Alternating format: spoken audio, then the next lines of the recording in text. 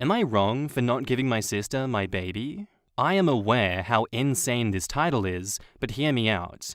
It's me, female 28, my husband Lucas, 39, and my younger half-sister, dad's side, Leah, 24.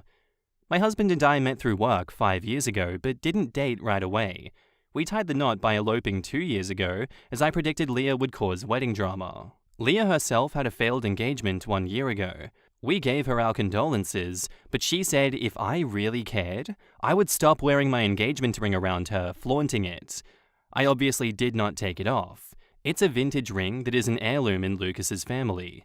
I'm now 5 months pregnant with a baby girl. She wasn't planned, but she's a very welcome surprise. Lucas is so excited to be a girl dad, it's very funny. Ever since I announced my pregnancy, it wasn't a fancy thing just over dinner. Leah has been very snippy and standoffish with me. Fine, it didn't really affect me. We're not close. But then I noticed when we'd go to visit my dad, or are at family gatherings, she's very touchy with Lucas. She giggles at every joke he makes. Doesn't really bother me. I'm secure in my marriage, and if anything, it makes her look silly. We had a blended family event with both mum and dad's side, and we were discussing baby names when Leah freaked out, screeching at me that she's the one who deserves a husband and a baby, not me. I never wanted marriage or kids. I was focused on getting a career, and stormed off. Later on, my dad and his wife said that she shouldn't have shouted, but I was flaunting my marriage and pregnancy when I know she had a failed engagement and had always wanted a baby. I thought that was it, but yesterday the three of them asked to talk, and they came over to ours, and they legitimately asked if I would give Leah my baby. Like, they weren't joking. They said it seriously. They said she deserved it more than me, as she wouldn't neglect being a mother for a career. Lucas was stunned, but then promptly got them out of the house. I heard Leah clinging to his arm, telling him she could be a good stay-at-home mum. My mum and her side of the family are furious. Leah's mum said that it was malicious of me to tell my mum's family, and that I had really upset Leah when we eloped, so I had to make it up to her, and that my mum doesn't get a say. What the actual fa? Edit, just to address some things. Yes, unfortunately this is real, and it happens often. Look up the case of Taylor Parker. This whole thing is really stressful. I'm immunocompromised, so I'm really feeling run down and have to be careful. Lastly, Lucas is actually Swedish, so that is an option to those of you who have suggested moving. It's gonna answer the question right off the bat here, OP. I don't think you're wrong for not giving your baby over to this absolutely insane woman. At this point, I do feel like you risk your life being in danger here. I would just move to Sweden. As much as you may, yes, be stung by increased taxes on your income and everything else, I'd say the safety of your family trumps whatever money you save by not moving. I'm just gonna say it, I think Leah needs to be institutionalized. She doesn't sound well, she sounds very much unhinged, and in needing of an evaluation. Maybe too, those parents that are supporting her in this endeavor, because who the hell do they think they are for that? Oh my god. This also just seems like something that's going to escalate given time. This doesn't feel like something that's going to go away. But yeah, as it stands, definitely not wrong for this, OP. I'm stressed for you. In the comments, Creed the Dog says, "Your sister and her mother are certifiably insane. You need to remove them from your life, because they might decide to take your baby if you stay in contact." I agree. Is there a cultural aspect at play here? It's just hard to understand how her parents, sister, and family all want them to give up a baby to a single mother, of which I can presume has no job or financial support outside of her parents. No, from the stay-at-home comments, she wants Lucas too. Don't let this become a true crime story, OP. I think you and your husband, and your mum and all her relatives are the sane ones here, and I would strongly enforce boundaries and go very low contact with anyone in your family who would try to steal your baby from you, or even suggest it. I expect once your baby is born, more of those mama bear feelings will get activated. Put up security cameras and log everything on your list of baby-proofing your house. Let your local friends and neighbors know if there are ever any shenanigans and things to watch out for. The key is not to be paranoid, but build the kind of boundaries and monitoring of them that means that you don't have to be. Zola Rosea says, "This is a level of derangement where I think it can't possibly be true. If it is, cut them all out forever and get a restraining order because she is psychotic and dangerous. Don't let them anywhere near your child, nor near any child you have." I wonder now what was the reason the engagement got ended. Methinks the ex decided he didn't want to deal with her brand of crazy anymore and bowed out. Update. Hi guys, just wanted to give you all an update as you asked for it. I saw it made it onto a TikTok podcast, which was amusing. If someone wants to pass them this update along, please do. Point 1. Obviously I'm not actually asking if I should give Leah my baby. I was venting. Sorry if I put it in the wrong sub. Lucas and I are in Sweden right now on vacation and have explored the possibility of moving here. He works for a Swedish company in the US anyway, so it would just be a case of moving, and my work is fluid. I can pick up a job in most countries. I've asked my mum if she would think about coming with us. We would help her set up and make sure that she was looked after, and this way she can see her grandbaby whenever, rather than being an ocean apart. Leah is fuming apparently, sulking, and being an all-round awful person. Yeah, but when wasn't she OP? In the comments, Jasper Jamboree says, "Leah can't see that her behavior is probably the very reason why she has a failed engagement and doesn't have a baby. That would send any sane person running. I can imagine that Leah was never told no as a child and got everything she wanted. She's furious that she can't get the one thing she wants, and she's insane for feeling entitled to swapping with OP's life by trying to openly take her partner and baby. Honestly, moving to another country would be logical because who knows how much further Leah can spiral into dangerous territory. I said it elsewhere, but I wouldn't be surprised if Leah escalated into claiming that OP's husband was interested in her and sending her secret messages, and at some point claiming sexual harassment. If they think that asking OP to hand over the baby is rational behavior, then they're unhinged enough to make a false SA or harassment claims. Flaunting her marriage and pregnancy by being married and pregnant? I wonder how OP's sister copes around other married parents. How dare she exist in her sister's sphere? Do you think the sister realizes that her own parents are married? How dare they flaunt it around her? And had a baby. Oh, the audacity! The audacity of having a baby! It's her! It's Leah!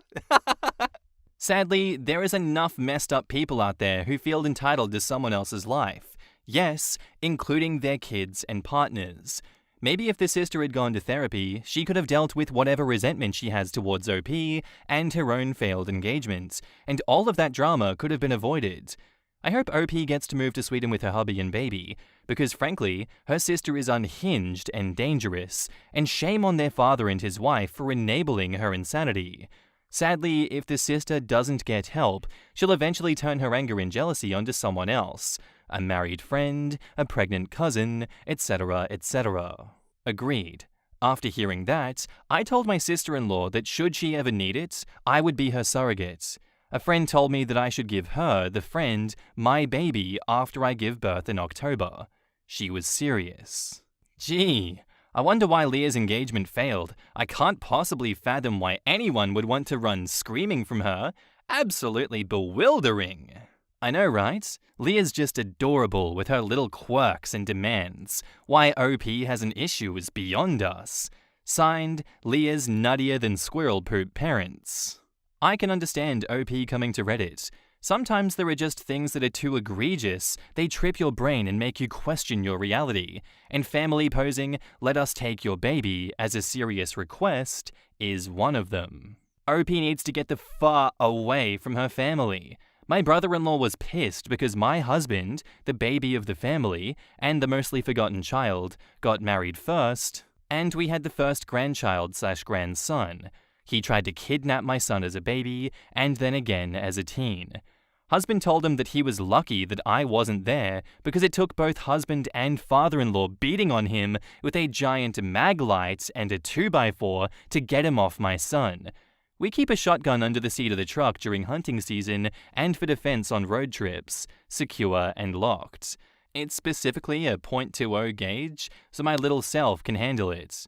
I don't know how to say that. I'm not American, I don't use guns. Anyway, if anyone were to be using a 20-gauge shotgun in this story, it seems like Leah would be the one taking it to the family so that she could steal the baby from them. Even more reason to move to Sweden, honestly. Get out of there, OP. It honestly does sound like a good update, although it doesn't seem like the last update. It seems like they're setting up to move to Sweden, but it hasn't happened yet, and Leah is still a problem, and no one's done anything about it, so while I'm happy about it, I'm feeling pretty blue-balled by this update, I'm not gonna lie. Am I the asshole for wanting to keep an expensive birthday gift that makes my boyfriend uncomfortable? I, female, just turned 25, have a friend Logan, male 25, and we've been friends since we were 7 to 8 years old. I have a boyfriend Matt, who I've been dating for 7 months. My birthday was last week, and I had a dinner party for some friends before we all went out to a club. There was 8 of us, including Logan and Matt. We had a little bit of a gift opening before dessert, and Logan gifted me an old copy of The Great Gatsby. The book has a special significance to us because for many years, Logan and I lived in different countries. We kept in contact, but we didn't see each other in person for about 4 years. We finally got our parents to agree for me to fly to his country to visit in 2013. We were talking about what we were going to do on the visit, and I really wanted to go and see The Great Gatsby movie, which had just come out, as it is my favorite book. Logan had never even heard of it, and I said that he had to read it before we went to see the movie. Logan was never academic, and to this day, it is the only fiction book he has ever read all the way through, not counting children's books. Whenever I ask him to do me a favor, he always replies with, "I read The Great Gatsby for you, so I may as well." And it's a running joke. We always go on big birthdays, but this book means so much to me. The day after, Matt said he felt the book was an inappropriate gift because of how expensive it is. I tried to explain to him that it's just a sentimental gift and that the cost isn't the point, but Matt said he feels weird that another man gifted me something that costs more than his car. This argument went on for a long time, and Matt said that he thinks I should return the book, and if it means so much to the both of us, then Logan can keep it. I told him to grow up. We've been having this fight on and off for a week. Matt's saying that it's reasonable for him to be uncomfortable, but I think he's being a jealous child. It's not like Logan gave me a diamond necklace just to show off. He gave me something heartfelt that means the world to me, and I think that that should be more important than the fact that Matt thinks it's outside what he deems an acceptable budget. My mother is saying to give Matt the benefit of the doubt, and maybe ask Logan to keep the book for now, and if one day Matt is more secure, I can take it back. My dad is saying Matt's an idiot. My girlfriends are split. This argument is just dragging on, and I'm leaving for my birthday trip tomorrow, and I just need some perspective on whether I'm being unreasonable, wanting to keep the book. There was a YouTube segment of Olivia Colman and Emilia Clarke having tea together, and Olivia said her, "What's your favorite item in your wardrobe?" or something similar, and she said, "A beautiful Chanel cardigan that I really love, but have never worn because it just doesn't suit me." And it just reminded me of that. It's not that I don't absolutely adore Logan, I do. I can unreservedly say that he's my favorite person in the whole world. But if you ask me why I'm not in a relationship with him, I don't have a concrete answer, because there's nothing about him I don't like, but it just never happened. And I think he would say the same thing.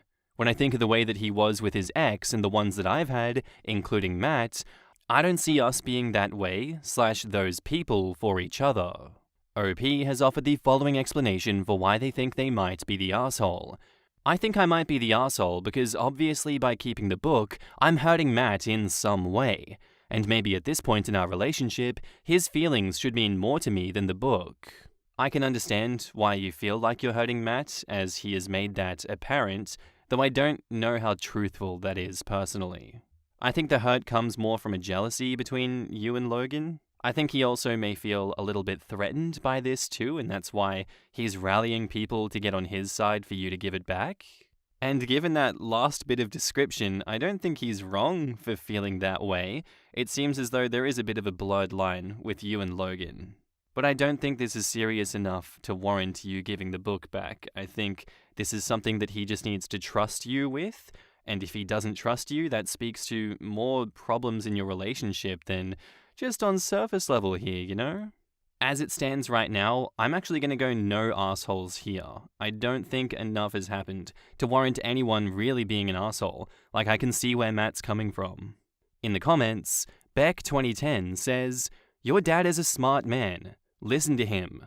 Logan gave you a gift that holds sentimental significance to the both of you. If it had been a girlfriend who had given it to you, Matt wouldn't care. He cares only because he's jealous. Not the asshole, keep the book." And to put a little perspective on how Matt needs to stay in his own lane, you've known or been with Matt for 7 months. Logan has been your friend for 204 months. Logan is a long-term friend. Matt has been in your life for a hot minute. Edit to add, please secure the book. Matt may destroy it, hide it, or even sell it. And maybe you should break up with Matt. Per your mother, he's insecure. I'm with Dad. And so am I. Matt should respect the long friendship and see things in perspective. 7 months versus 204 months is crystal clear. Me too. Before we married, my husband was told that if he couldn't accept that my best friend in the universe was a guy and live with it, there would be no us. He figured out how to overcome his insecurities in no time at all. Not the asshole, OP. Dragonfly OK says, "Not the asshole. It's a lovely and thoughtful gift. His insecurities are his to deal with. Perhaps Reddit has ruined me a bit, but please keep the book in a safe place for now so Matt can't do something like selling it behind your back." This space is wild to me. You reverse the sexes and it's a pick-me girl or a homewrecker trying to steal your man. Are we sure Logan is cool with just friends? No assholes here. Keep the book, good insurance policy if nothing else, but I can totally see where your boyfriend is coming from and his feelings are valid. He is insecure in your relationship. He should be. You've been together 7 months. Your friend has a much closer and longer relationship with you than he does. Inside running joke that isn't terribly funny or witty. Marla Burse asks, "OP, what makes Great Gatsby your favorite book?" And OP replies, well, firstly, my dad gave me a copy of it and said he loved it, and I hero worshipped him as a kid, so that was a setup. And I love the aesthetic, I guess. It really started a love affair with the 20s. I still love Art Deco anything, and Fitzgerald's writing made it come so alive for me. And yeah, I'm going to get batted for this, but when I was little, I loved the story. When you grow up watching fairy tales, the book feels like a grown-up version. Every little girl wants to be loved so much that a man will throw 100 parties in the hope that she'll come. Obviously, as an adult, you get the nuance, and it's not so much a love story as the story of falsity of the American dream and a pathologically obsessed and really short-sighted man and the woman he couldn't free from her gilded cage. And that's still beautiful in a different way. I love it just as much now, just differently. Update. So I got some requests for an update, and I did say I tried to post one here, so here it is. Coming to you from a Mediterranean island that has been very unkind to my waistline. I just want to first say a huge thank you for all the responses. Internet strangers get a bad rap, but I really appreciate all the advice. So first update, Matt and I broke up. He didn't end up coming on my birthday trip, but we were kind of talking on and off, and he sent me a text that dropped the L-bomb, and I didn't respond in kind. That was the last straw for him. Now that I think about it, that was the next hurdle that was coming. This just brought it forward, I guess. He'll be picking up his things over the weekend. I would like us to stay friends. I still like him so much, but I know that's not really up to me now. I told my mom about the breakup, and she apologized for making me feel like I was in the wrong about keeping the book.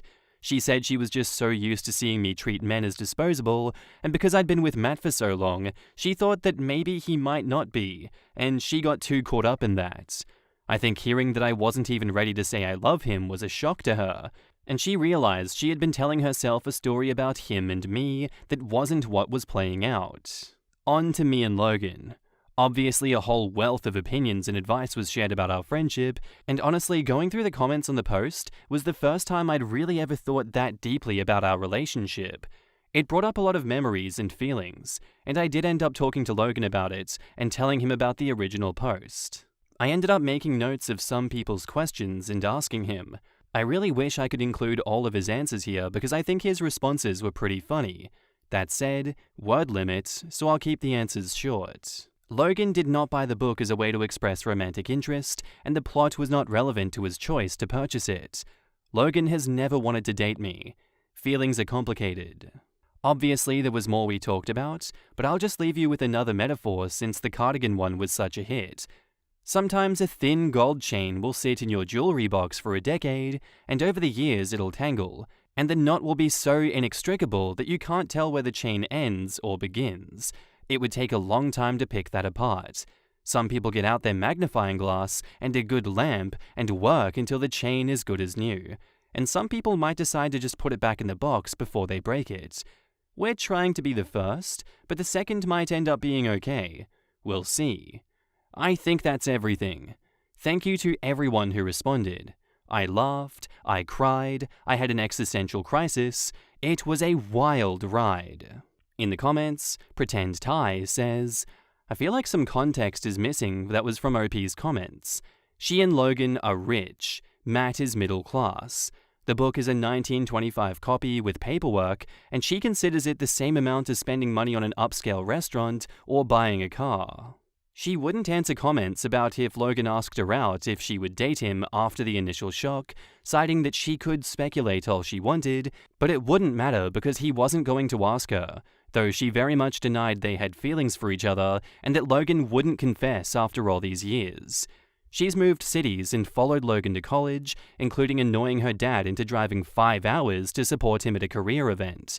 She and Logan also bonded heavily after both their parents divorced, and Logan was previously in a 4-year-long relationship that didn't work out. OP felt Matt was being too controlling over this event, and that if she conceded to this, Matt would ask her to give up other things to ask her to stop hanging out with Logan. She doesn't think that Matt needs to trust Logan as long as he can trust her. She also asked comments if their relationship with Logan was normal for friendship, with very mixed responses, and did admit that she could get behind the idea of her and Logan being codependent. Edit. Oh yeah, and Logan also regularly pays for her to go on vacation. Second edit that I forgot, she also said she couldn't imagine her and Logan dating since they already knew everything about each other, and she viewed dating as getting to know someone. She said she didn't know what they would talk about on dates, but never admitted if she wanted to date Logan or not if he asked. Third edit 12 hours later because, oh my god, of course there's more I forgot. OP and Logan wrote letters to each other every week for years. Also, Matt is the first boyfriend she's had long enough to celebrate her birthday with, and Logan is somewhat territorial. Ooh, yes, this. I believe she also mentioned how even though it wasn't a competition, she's known Logan for longer, and therefore he would always be important and special, whereas boyfriends come and go, and she would feel the same about any partner with a childhood best friend. This one kinda blows my mind a bit. Her mum was 100% right in that she treats men as disposable. She flat out says she does by admitting what you said. To each their own, but I absolutely would not want to be with someone who's always going to consider me second to someone else, and whose idea of partnership isn't, we're in this together, but, oh well, partnerships come and go. She should stick to casual dating if that's going to be her attitude. Yup. Dated Matt for 7 months, but still didn't feel all that attached to him. 7 months, and she still wasn't even ready to say that she loved him? But the guy that he doesn't have to worry about is like a sweater that's amazing and beautiful and perfect, but she just doesn't wear. Jeez. I'm not that blown away by the love thing. I'd take longer saying that to anyone as well. But the fact that she is completely emotionally unavailable and doesn't realize it blows me away. Logan fills her emotional boyfriend slot without being her actual boyfriend, and she has no problem treating all the other contenders as less than. She really should either emotionally distance herself from Logan and give other guys a fair chance and stop her sad pick-me dance with him, or just stop dating anyone else and just wait around until Logan finally decides to give her a chance. Logan is her boyfriend in every way except having sex. So she dates people for that side of things, and they never stand a chance of being anything other than someone to fulfill that need that Logan doesn't. She's pretty young, and has never had a romantic relationship that would last a year. Even from reading just the posts and not the comments, it looks like she doesn't have the whole emotional thing figured out. She doesn't understand and recognize her own emotions. She doesn't seem to know what she wants from a relationship. She doesn't seem to be able to emotionally commit to someone. The final metaphor with the necklace is so weird. Who's the necklace? Her and Logan? Just her? And what is that supposed to mean? She just needs to mature emotionally. She's definitely not ready for anything serious. Maybe she'll grow to understand what she wants, but maybe relationships aren't her thing at all. There is nothing wrong with not wanting commitment. She's committed to Logan in a way. Maybe she'd prefer just to have casual sexual partners with no emotional strings attached. Or maybe she'd want to also be romantically involved with Logan. We don't know, but it also seems that she doesn't know either. Yeah, I really like that string of comments personally, because it really doesn't seem like she knows what she wants, or maybe she does know, and she's intentionally keeping everyone else in the dark. I'd like to say that idealistically, she brings this up with Logan, and either he commits to her, or she cuts him off, because that's so unhealthy, that dynamic between them. But realistically, I don't think that that's going to happen. I think he's going to keep her around for the rest of their lives. It's honestly such a sad kind of situation to be caught up in, and it seems like it only benefits Logan because he just has her as an emotional bond whenever he wants, but she doesn't get what she really wants by the sounds of it. And along the way, she hurts countless people that she gets in relationships with and then disposes of. Ouch.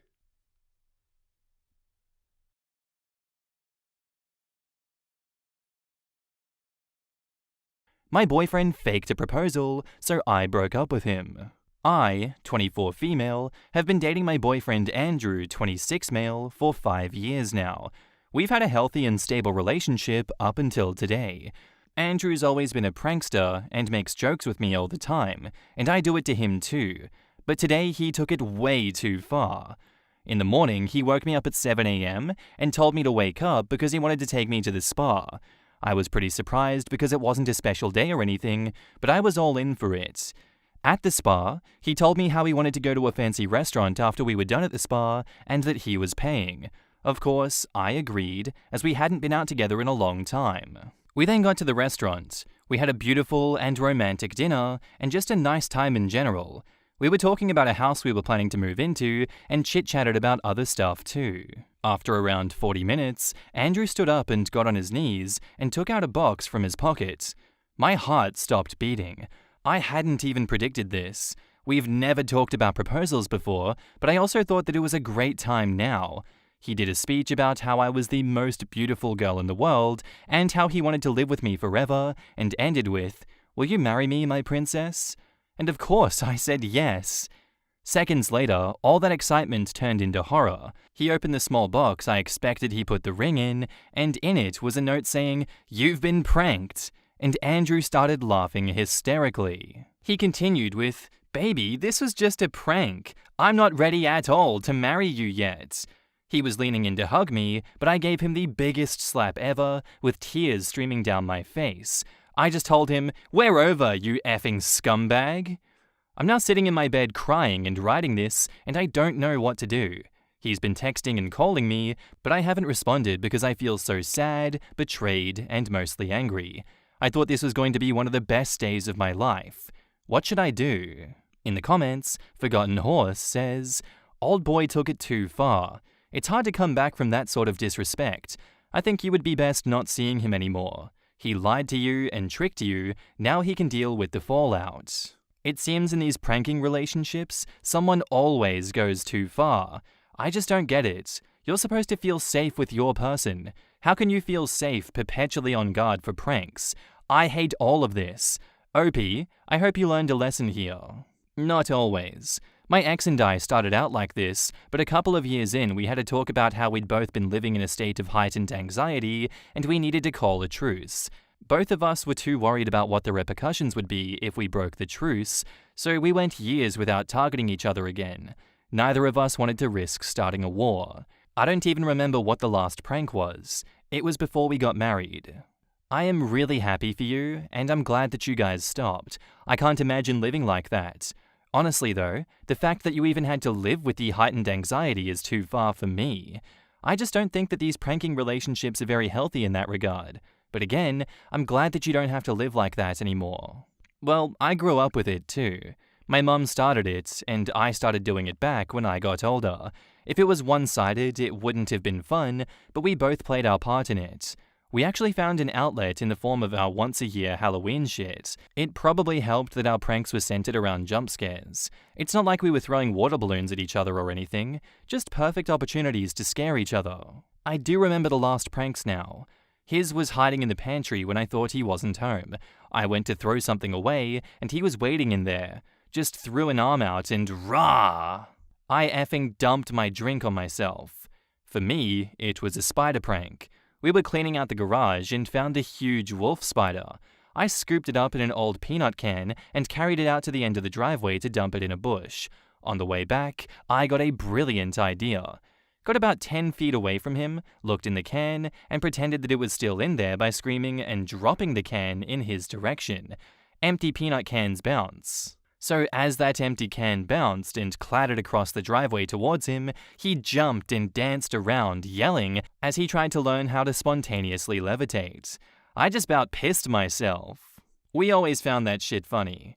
I even thought dumping my drink on myself was hilarious. Consent helps. We both consented. Pancakes Quest 1 says, "What do you mean, what should I do? You announce that you have big news. You and Andrew are finally ready to let everyone know that the relationship was just a prank. You're actually single. Then go date someone else who cares about you." Oh my god, yes. Please announce that after 5 years, it turns out the relationship was a prank all along. I hate jumping on the Reddit bandwagon sometimes, but how the F did this guy think that what he was doing was a good idea? Actually pretend to make up with him, and then stand him up and tell him that it was just a prank and that you're not ready at all to give him another chance. Update. Thank you guys so much for all the love and the replies on my last post. I honestly didn't expect it to get as much attention as it did, but I'm very, very grateful for that, and it has helped me a lot. I asked the mods of this subreddit if I could do an early update, and they allowed me to, so here is the update. After I made that Reddit post, I fell asleep crying, then woke up and decided to call my now ex-boyfriend. I told him that it was over, and that I didn't want to be together with someone who after 5 years still isn't ready for marriage and makes a big joke about it. He cried and then turned angry and demanded me to stay and told me that I was an effing asshole for leaving him like this after everything he has done for me. He cussed me out so much that I stopped listening at one point, so I don't really remember everything that he said. In the end, we came to a sort of agreement that we're going to sell the house and that he will be sleeping in the guest room for now. So today, I've just been scrolling the internet for apartments so I can have a fresh start. He is still not happy about the breakup though. He's trying so bad to get back with me, saying stuff the whole day like, "Can't we be together again?" And "This was just a small mistake I made." But the one that did it for me was, "Don't be so effing petty and drop it. You know we're happy together and you know you still want me." When he said that, I absolutely lost it and called him every single name that I could come up with, and then slammed my door. I think he also told his family about the whole situation, because today I got a call from his mum telling me how selfish I was and how I couldn't handle a simple joke, and it ended with her calling me a slur and hanging up the call. After that, I've gotten several messages from his other family members such as his siblings, his dad, and even his aunt. I've tried to just block them all, but every now and then comes a new message. I feel like more will happen, but the next update will probably not be in less than a week or so. I'm gonna try to sell my stuff that I don't need, find a new apartment, and fix everything with the house and stuff before we put it up for sale. I just want to get out of here as quickly as possible. In the comments, Cats Cuter Than Dogs says, "How could his mother call you a slur? He disrespected you. His act was so humiliating. She should say sorry that she did not invest enough time to teach him how to behave." Well, because admitting her son's fault would indicate her poor parenting. As many parents do, it is easier for them to pretend that their kids are perfect and it's the world that is wrong. I'll also bet that she didn't get the full story. I doubt OP's ex is a reliable narrator. My bet is that the story from the ex went like this. "Hey mum, the girlfriend went crazy on me because I pranked her with a proposal, but it's obvious that we're too young to marry and I don't want to be responsible here. Now she wants to sell the house and refuses to talk to me. Do you think you could help?"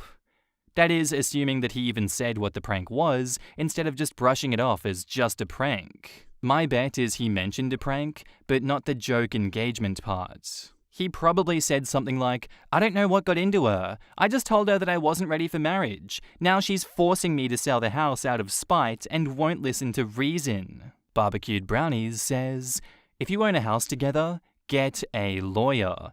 It took me 2.5 years to sell a house that I owned with my shitty, evil ex. I cannot imagine buying a house with someone and still not being ready for marriage.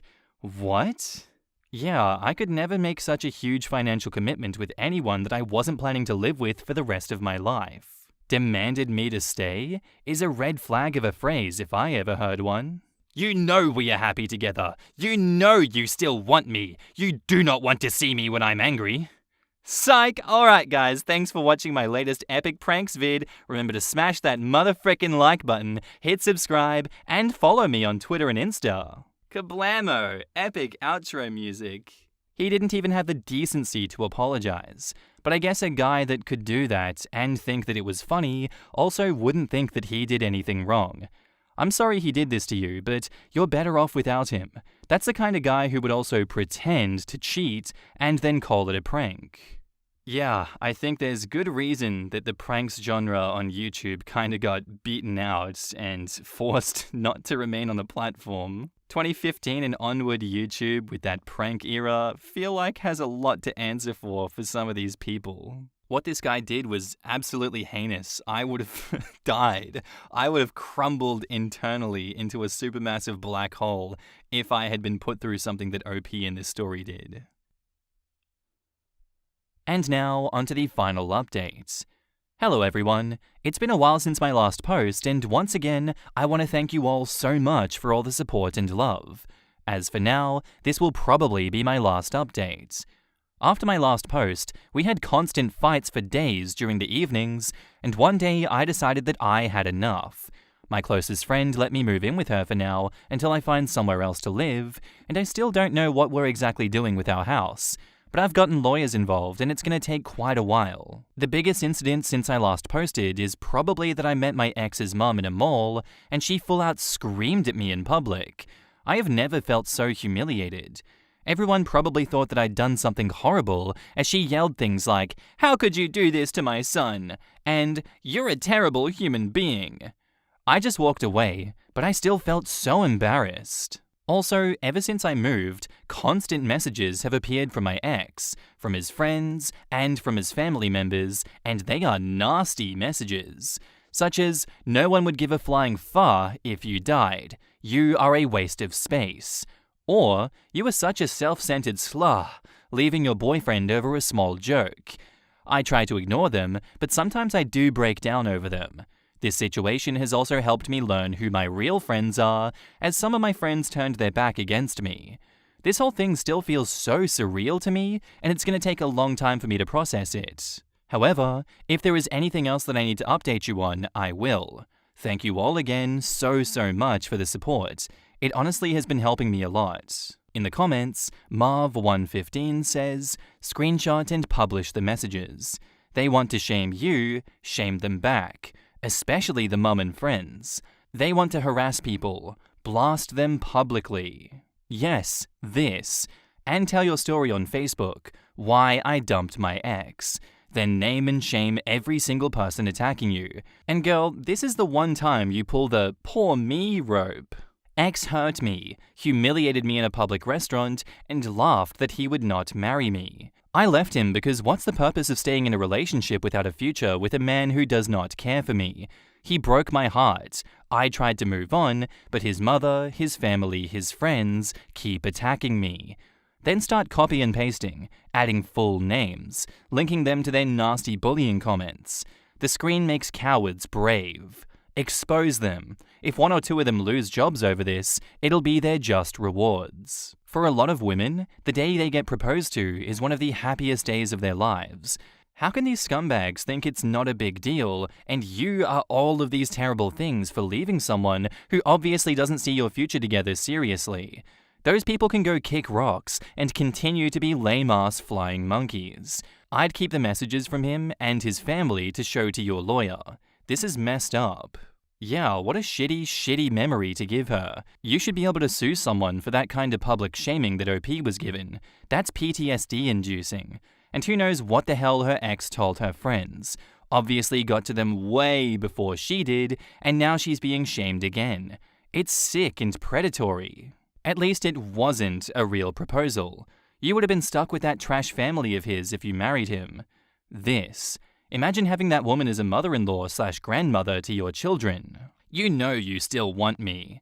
I wonder if this is a sudden mask drop from this guy, or more of a boiling frog situation.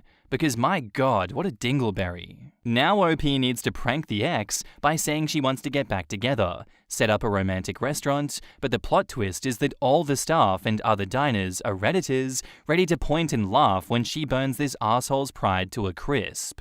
I really want her to tell the ex's mum that she's pregnant and hand her an envelope, presumably with the ultrasound image, but inside is a piece of paper that says, "You've been pranked, and it was all your son's idea." The boyfriend has a very messed up view on what a joke should be. He probably doesn't know that jokes are supposed to be funny, and why does his family think that bullying OP will make her reconsider being with him? I'm lost. I've never understood these families. If any member of my family told the rest of us their relationship ended for any reason, including cheating, none of us would ever call or text that person. Like, how inappropriate. If they were weird enough to ask, the response would be across the board, no? Yeah, I've always actually wondered that too, seeing all these families. I've never met a family that has gone after someone else that has done their family wrong like this. Much less, in this case, the family member has done someone else wrong and still gets the flying monkeys after that person that they've wronged. I guess just for me personally, I'm so glad I'm never exposed to anyone insane like that. I'm glad my life is so normal and boring that this is never a thought that has occurred to me. But yeah, good on you, OP, for having a titanium spine in this situation and just dealing with this harassment that's being thrown your way. I could never. I hope all those people have the life that they deserve. That's all I'm gonna say. Our next post is by user Lava Rendella Tulip, titled, "Ex-fiancé wants to catch up after he left me at the altar. How do I proceed?" Well, exactly what the title states. Also, I'm writing this on mobile, sorry for any formatting issues. My 28 female, ex-fiancé Derek, 32 male, disappeared the morning of our wedding 2 years ago, evading all attempts to reach him from myself and his family. It was devastating, absolutely soul-crushing. The event turned into a party to distract from the pain of the unknown. Afterwards, I returned to our apartment and slept on the bathroom floor in my wedding dress. It was quite the ugly sight, to be honest. His mother ended up coming to the apartment when she informed me tearfully that Derek had run off with an ex of his. They had apparently reconnected a week prior to the wedding, and he just couldn't go through with it, opting instead to rekindle his relationship with his ex. His family was horrified. I didn't hear from him until 3 months after he left. He called me, apologized, and then revealed that his ex had been hiding his child from him that he just found out about. He wanted to be with them. That's pretty much all he said. I didn't say much. Actually, I think I only said hello. This whole situation left me numb. I just didn't care anymore. Thankfully, though, my friends were there and continue to be there for me. Through all of this muck, they encouraged me to seek therapy and work on healing, which, I'll be honest, was terribly difficult, but after a year, I felt myself again. Which brings me to today. After this whole debacle and subsequent self-improvement and rebuilding, I moved to the UK, originally from Australia, for a change in scenery. Last night, I got a message request on Instagram. It was Derek, and he says, "Hey," waving emoji, "I heard you moved to Wales. That's so cool. I'm traveling to Cardiff towards the end of July. I'm deeply sorry about everything, and I want to discuss what happened leading up to the wedding. I hope I'm not overwhelming you. Let me know if you'd like to talk over lunch." Firstly, no idea who told him about my move. Secondly, I don't know if I crave closure from him, but I also don't want to decide to decline to only later on regret my decision. So I turn this to you, strangers of the internet. What should I think about before reaching a decision? Would it be wise to decline, or should I humor him and listen to his reasons? Okay, minor update. Wow, this garnered far more attention than I anticipated. So bear with me as I try to navigate all your advice. although the general consensus is quite clear. I have learned that an old mutual friend of ours revealed where I moved, and evidently he's been stressing that he needs to tell me something. For the time being, though, I've decided to simply ignore his message and work through any emerging feelings with my therapist. Thanks. In the comments, Sparky81 says, "The ball is entirely in your court. Do you feel that you need anything from him? Do you need an explanation or closure? You don't really owe him anything, so it's entirely about what you want from this." OP replies, "It sounds pathetic, but I guess I want the why a bit more in depth. Yet again, learning it won't change anything from the past. Thus, this brings me to my conflicted state." Otherwise Table says, "I wouldn't bother. You've closed that chapter. Don't open old wounds for yourself. He's selfish AF. This, he likely wants to assuage something with his conscience. I wouldn't give him that relief. Let him live with the full consequences of his actions. You're better off just moving forward. Just keep swimming, just keep swimming." This, he deserves nothing. Not your time, not your energy or effort, and certainly not your undivided attention. No is a complete sentence. I Am No King says, "There is no excuse in the world good enough to explain away what he did. Here are some of the options he had. Call you, the woman he was going to marry, and talk to you about the situation. Talk to his parents. Make an appointment with a therapist. Basically talk to anyone he trusted about finding out he had a child and was thinking of being with his ex. Postpone the wedding while things get figured out." He chose not to talk to anyone though, because he knew what he was doing was unbelievably sick and wrong. Not that his feelings were wrong, but the fact that he was going to abandon you and embarrass you in front of everyone that you both loved and knew. Let me be clear.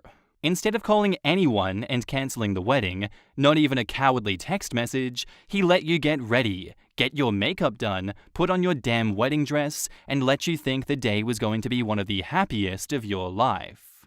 He put your parents in a position to see their daughter so high and happy and full of love, and then utterly destroyed. He put his family in the position of having all eyes on them, their cowardly son nowhere to be seen. What he is doing is now one of two things. One, he realizes he made a mistake and chose the wrong woman all those years ago. He misses you and thinks he can get you back after his unforgivable actions. Two, he is only now contacting you to make himself feel better about being an utter asshat. Please do not give him the satisfaction.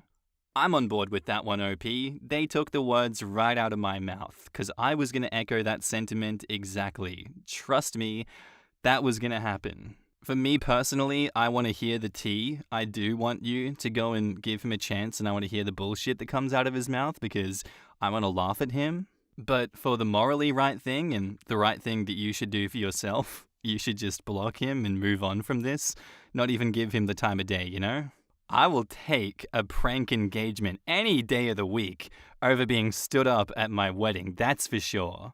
Screw it, I'll take my parents on the couch, role-playing as me in my school uniform any day of the week over being walked out on your wedding day. That would be terrible, though. Either situation sucks. Updates. Hello, everyone. I did update in my original post, but I've decided to repost it here. So, as I mentioned previously, I decided to not respond to his message. A day after, however, I received another message from him, which I won't write out in its entirety. To sum it up for you all though, he apologized for how disingenuous his initial message was and explained why he had reached out to me. Essentially, he wanted to discuss that week, that final week before our wedding, and the events that led up to him dipping out. Now, I will refrain from entirely delving into my ex's and I's past, but my ex-fiancé was diagnosed with PTSD with avoidant attributions from past experience. His diagnosis did provide quite a bit of clarity looking back at our relationship and his past behavior, so I truly feel for him in his journey of self-healing. However, despite his struggles, I still told him that I couldn't forgive him for his callous act of leaving me in a perpetual state of limbo for 3 months, unsure of why he had abandoned me. He said he understood.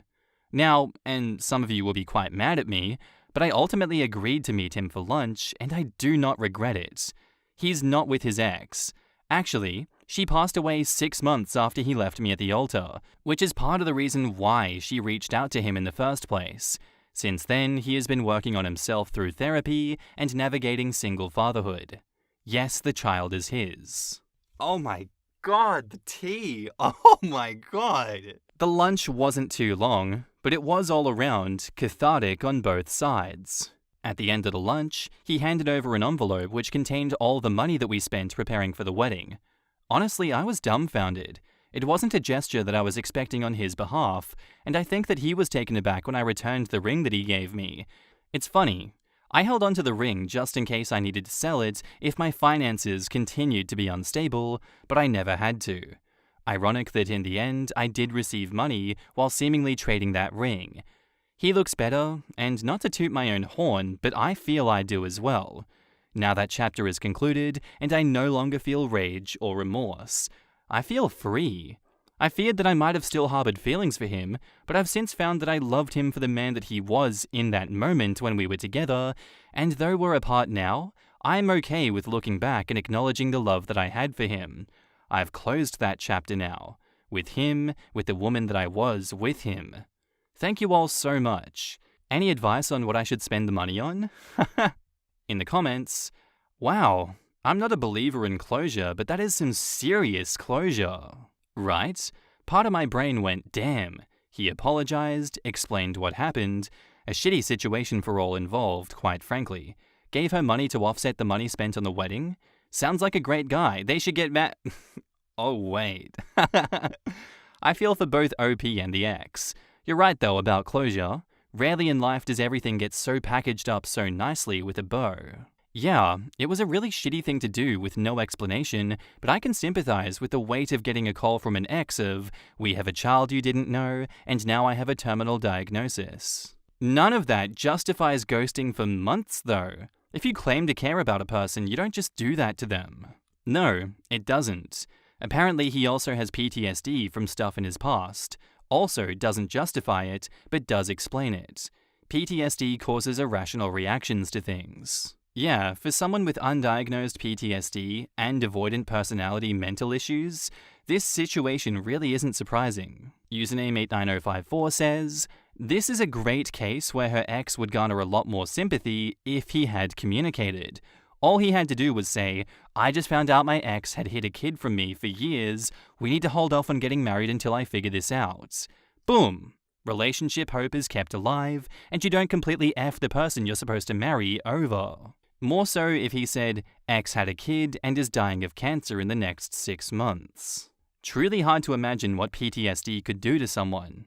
For me, if I were ever in this position, just coming out truthfully seems to be the easiest option and would potentially lead to a much happier outcome.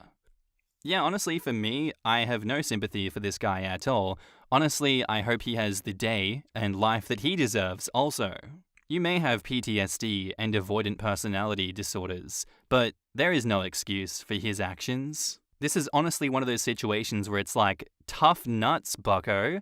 Suck it up and just be honest with her. Yes, it's an explanation, but it's no excuse for what he did. He is a terrible human being, and I honestly believe he deserves the worst. I'ma say it. He really does deserve the worst for doing that. That is absolutely terrible what he did. I'm all for the tea, absolutely, but this guy has really pissed me off with what he's done here.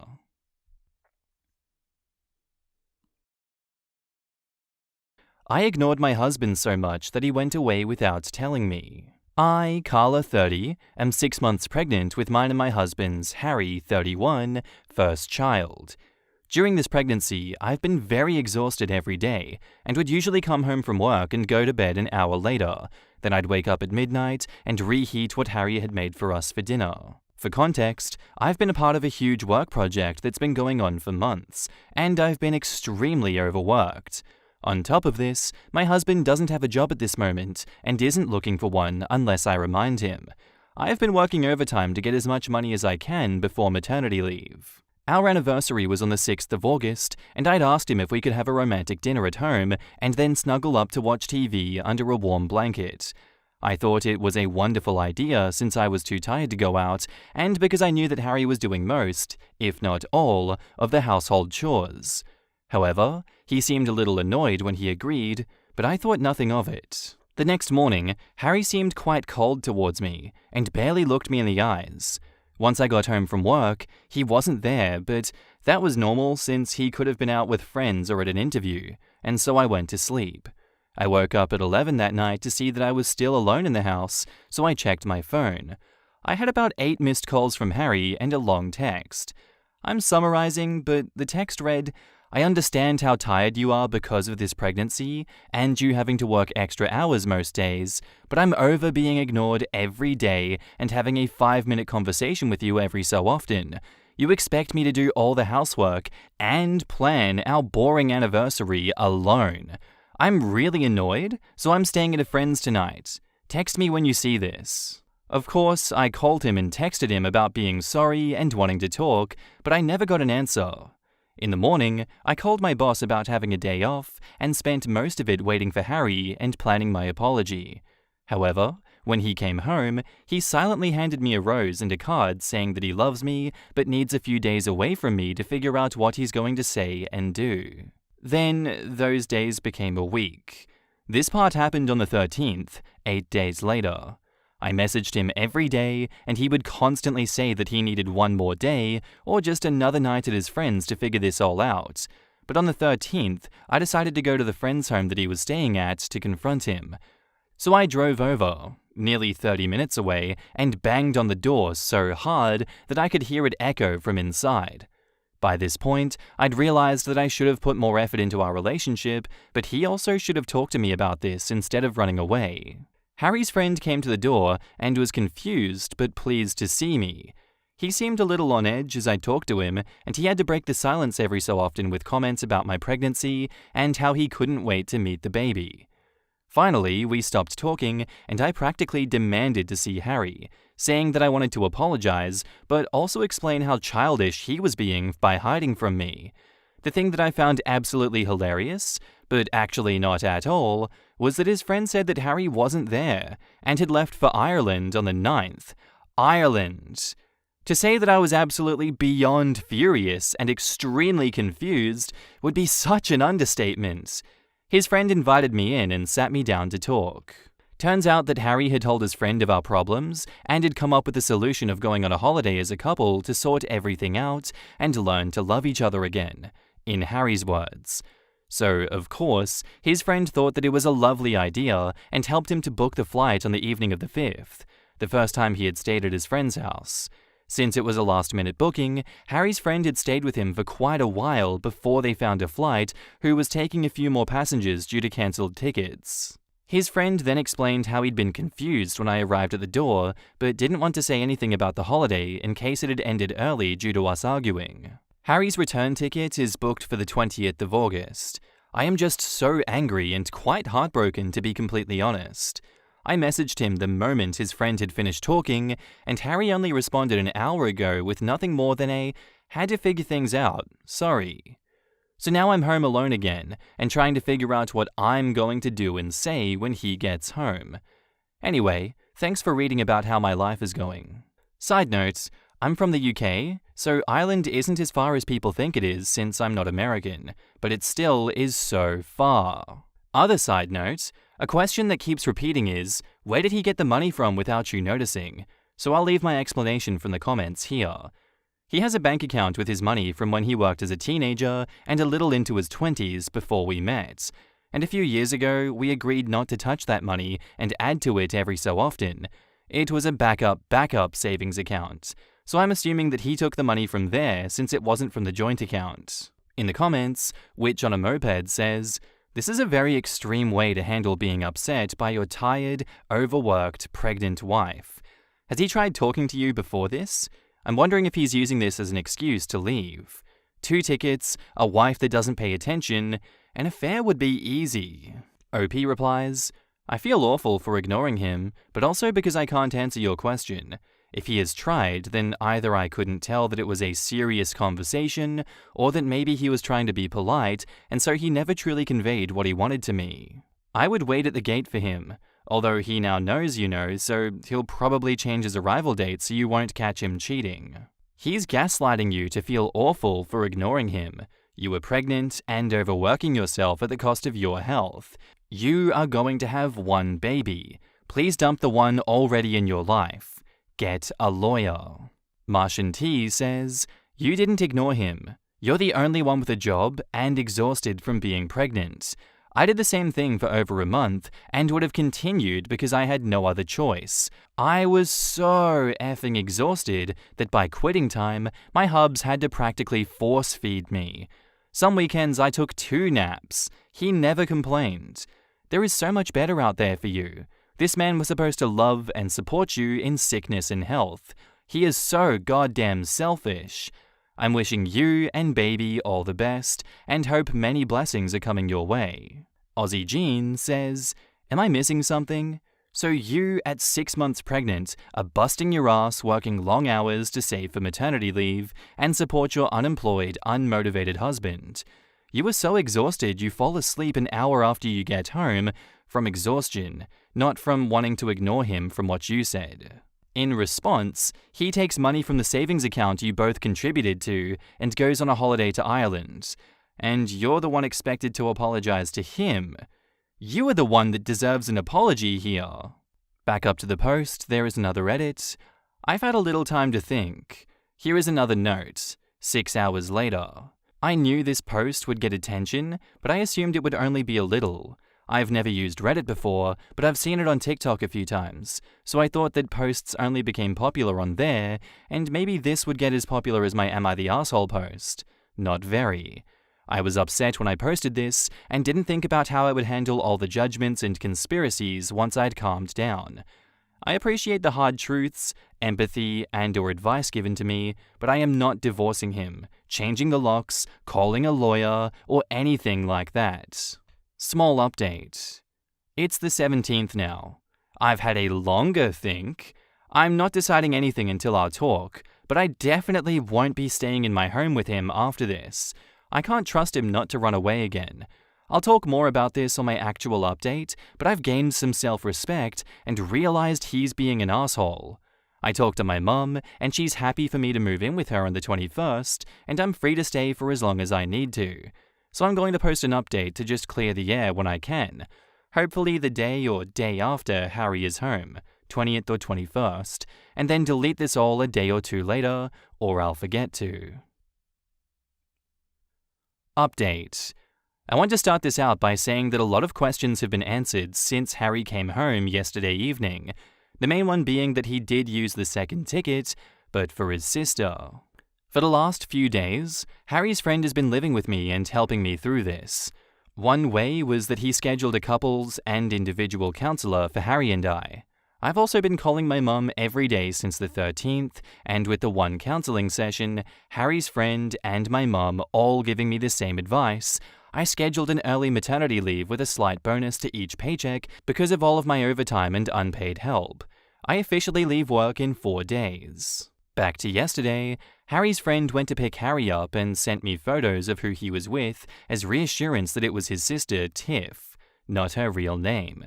When they arrived, I'd prepared dinner and cleaned downstairs of our home so that we could have a civilized conversation without hunger or distractions to stop us.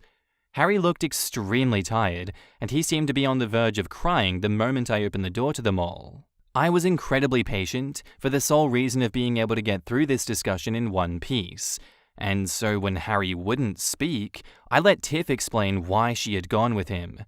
Tiff is a lovely lady who helped me through the months before my pregnancy. However, Harry didn't stay in close contact with her, and I lost touch when the work project started. Because of this, she had no clue about anything going on until Harry called her and said that he had a spare ticket to Ireland. At first, she was reluctant since she knew that I was pregnant, and so she tried to ask why he would leave, and if I was with someone who could take care of me. Eventually, Harry snapped and told her the real reason of why he was going, and so she joined him to make sure that he knew that it was wrong, but also help him through all the emotions that he was feeling. She was the reason that Harry came back to me. If she hadn't gone with him, then Harry admitted that he might have moved to central London or a small village in the countryside to hide from this. It took everything in me not to cry when she admitted that, and I could clearly see the shame on Harry's face. I'm not going to recite everything word for word, and so I'll quickly clear up some things.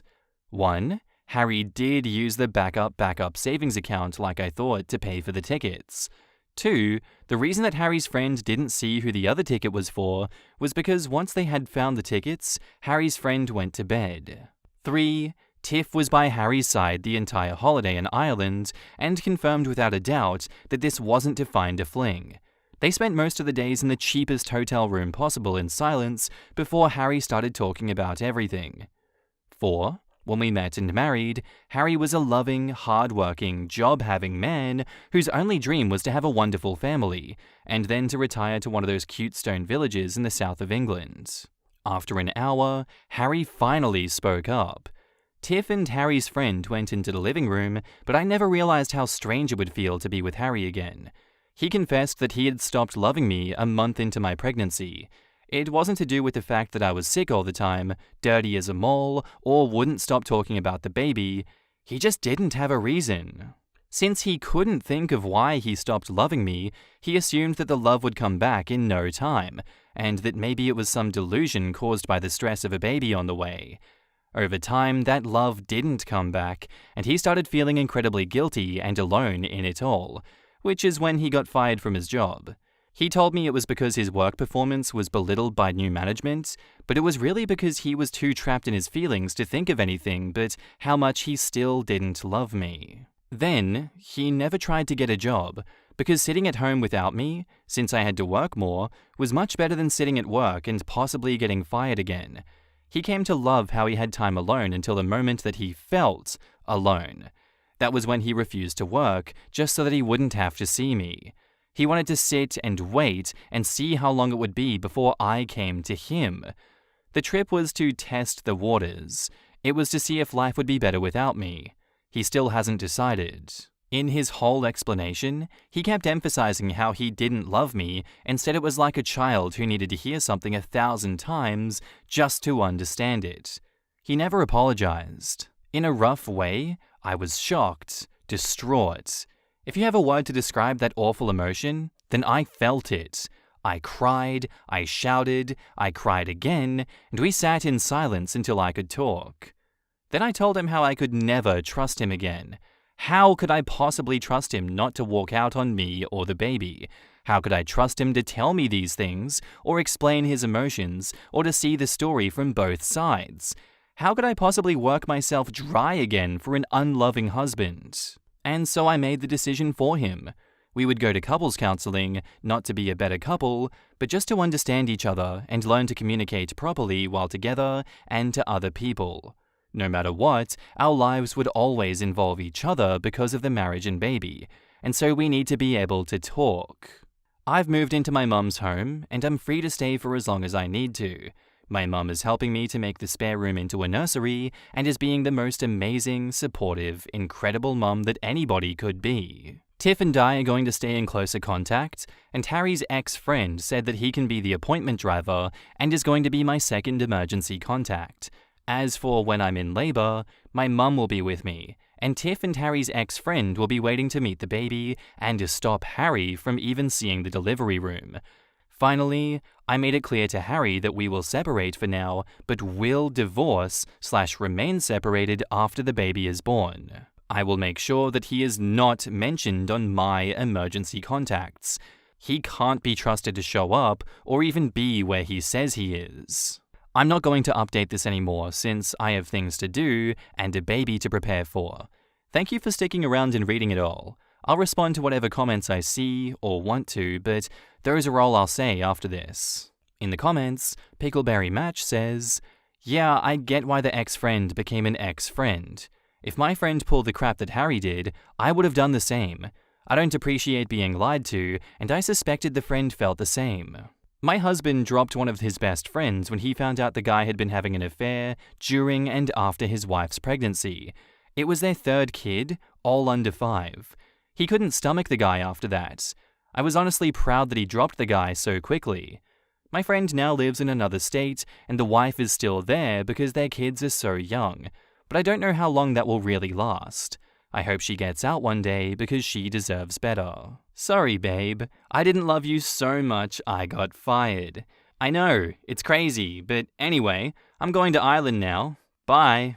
Sorry, babe. I couldn't start to love you again because you didn't pay enough attention to me since you were working all the time to pay for everything since I can't be bothered working because I don't love you, but I want to mooch off you. Worse, he didn't even apologize. And yeah, that's kind of where I'm going to finish with the comments. There were definitely a lot more, and I feel like there is a lot more to say about this story.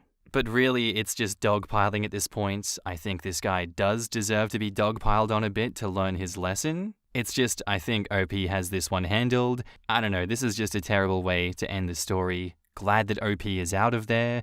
He sucks. He's going through some shit, that's for sure, but damn, that's pretty bad what he's done to OP. Communication is definitely lacking, and I hope that he does go to counseling with her and can amicably co-parent, but given his previous actions, it doesn't look great right now, and it doesn't look promising. Our next post is by user SecretAnonymous12, titled, "Am I the asshole for saying that I would stay at my mum's if I had to share a room with babies? I'm 16 female. My parents split up before I was born. Custody is I live with my dad most of the time, and my mum every other weekend, plus randomly staying with her if I want. Recently, my dad got engaged to Hannah, and she and her kids are moving in. Hannah's kids' ages are 9, 7, 2, 2, 2. She is widowed, so they live with her full time. This made room arrangements a bit awkward, since there's only 3 kids' bedrooms to go around. Dad and Hannah talked it over last night, without consulting anybody, and Hannah came over this morning to announce with my dad what they decided. Apparently they want 9 and 7 to each have their own rooms, and me to share with the triplets because my room is significantly bigger than the others, and I don't stay there full time. I said their plan was stupid. They wanted me to share with 3 toddlers. They said they didn't want me to move, but it was the biggest room, so other people should share. I said I didn't care if I switched rooms, because the more logical move would then be the triplets in the big room, 7 and 9 share, and I get my own. I said I'd take the smallest one until I move out. They said that it would be more work to move my things to another room, and that their idea was more practical. Then they asked why I was so pressed, since I didn't even live here full time. I said that not staying in the room 4 days a month was a sorry excuse to land me with a bunch of toddlers, and if they seriously planned on doing it to me, I'd make the custody arrangement change, and I'd stay with my mum for the most part. I know she doesn't mind because both of them reminded me that I could stay with her whenever I wanted. This made Hannah cry because she just wants her family to blend together nicely, and apparently I was ruining her plans. This made Dad mad at me, and I'm not allowed to talk to Hannah until she forgives me. I didn't know this means so much to them, but I'm still saying I'll stay with Mum longer if I have to share with toddlers. But my dad made me feel a bit guilty, so am I the asshole? Honestly, screw Hannah and her goddamn crocodile tears. Get out of here with that, Hannah. You know what you're doing. Just the behavior from her spearheading this movement is so bullshit. Why is this guy so whipped? Why is your dad so whipped for Hannah? I don't understand. Honestly, OP, you handled this so well, but Hannah really only loves her kids by the sounds of it. She could never put the 9 or 7-year-old in a room with the other 2-year-olds because that's just impractical. Red, I'm not going to put them together in that room. They'd hate that, and I love them more than I love you. It seems like your dad isn't on your side. There is no universe in which he's going to fight for you. I think that your compromise of just moving out and not coming back probably is the best thing to do. Your dad can go suck eggs for guilt-tripping you. Maybe him and Hannah can start paying a bit more child support since they're screwing you over this hard. So not the asshole. In the comments, Cake-Eating Rabbit says, not the asshole. They know what they are doing to you. They only act like they don't. You sharing with the triplets makes you care for them at night and as soon as their bedtime begins. It is not practical at all. Where should you hang out between their and your bedtime? Living room with them? I would assume that Hannah wants you to leave and your dad either wants you to babysit or simply doesn't actually care if you were there, but they want you to be the bad guy. This is what I think too. Hannah wants OP to move out, so she insists that OP share her room with 3 toddlers. Her fake crying and hurt feelings are tactics to manipulate OP's father. I don't think any adult man is naive enough to think that a teen with 3 toddlers is practical for the teen at all. 4 kids in one room can only be cramped. OP would not be able to have friends over, ever, etc., etc. It wouldn't be too different to OP having no room and sleeping on the living room couch. Practical for him. Teen will be responsible all night so he can get his dick wet. Ain't that the truth? Also said teen's a girl, so why wouldn't it make sense to force her to raise triplets for them? The Duggars would do it. Not the asshole. Hannah thinks the best way for her family to blend together nicely is to instantly make her stepdaughter the free babysitter for her 3 toddlers? Dang, like, at least the evil stepmother waited until Cinderella's father died, not just made her a free maid instantly. Also, your dad kinda sucks. Who in their right mind would want to share a room with 3 toddlers, let alone someone that's almost an adult? He's favoring his stepkids over his bio daughter to keep Hannah happy, and he's willing to make you sacrifice things like your privacy. I know, right? They are her toddlers. Move them all into the master bedroom until OP can move out then. I bet you anything the master bedroom is bigger than OP's room, and then Hannah can take care of her own kids. Update. I'm at my mum's house for at least the weekend, while the adults try to figure things out. But my mum said that I was welcome to live with her full time, and if I really wanted, we could change the custody agreement. Also, thank you for all the replies. I really wasn't expecting this to blow up as much as it did. Update 2. Because somehow I'm still getting responses to this.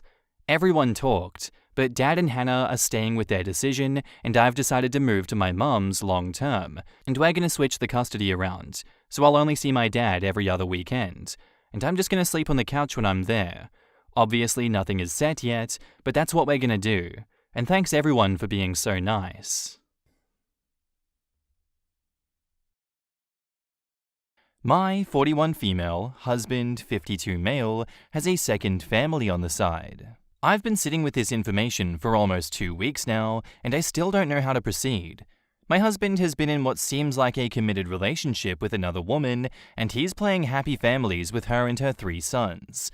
They're even planning on having a baby. A week ago, I stumbled on a TikTok account of this lady sharing her recipes, and in the background, I recognized my husband's back. I wasn't too sure at first, but after taking a real good look, and as his wife, I know that fool's neck, back, legs, and the clothing he was wearing, I went looking through her posted videos just to piece together confirmation of it really being my husband, and I continued to keep an eye on him and his movements, but he seemed normal.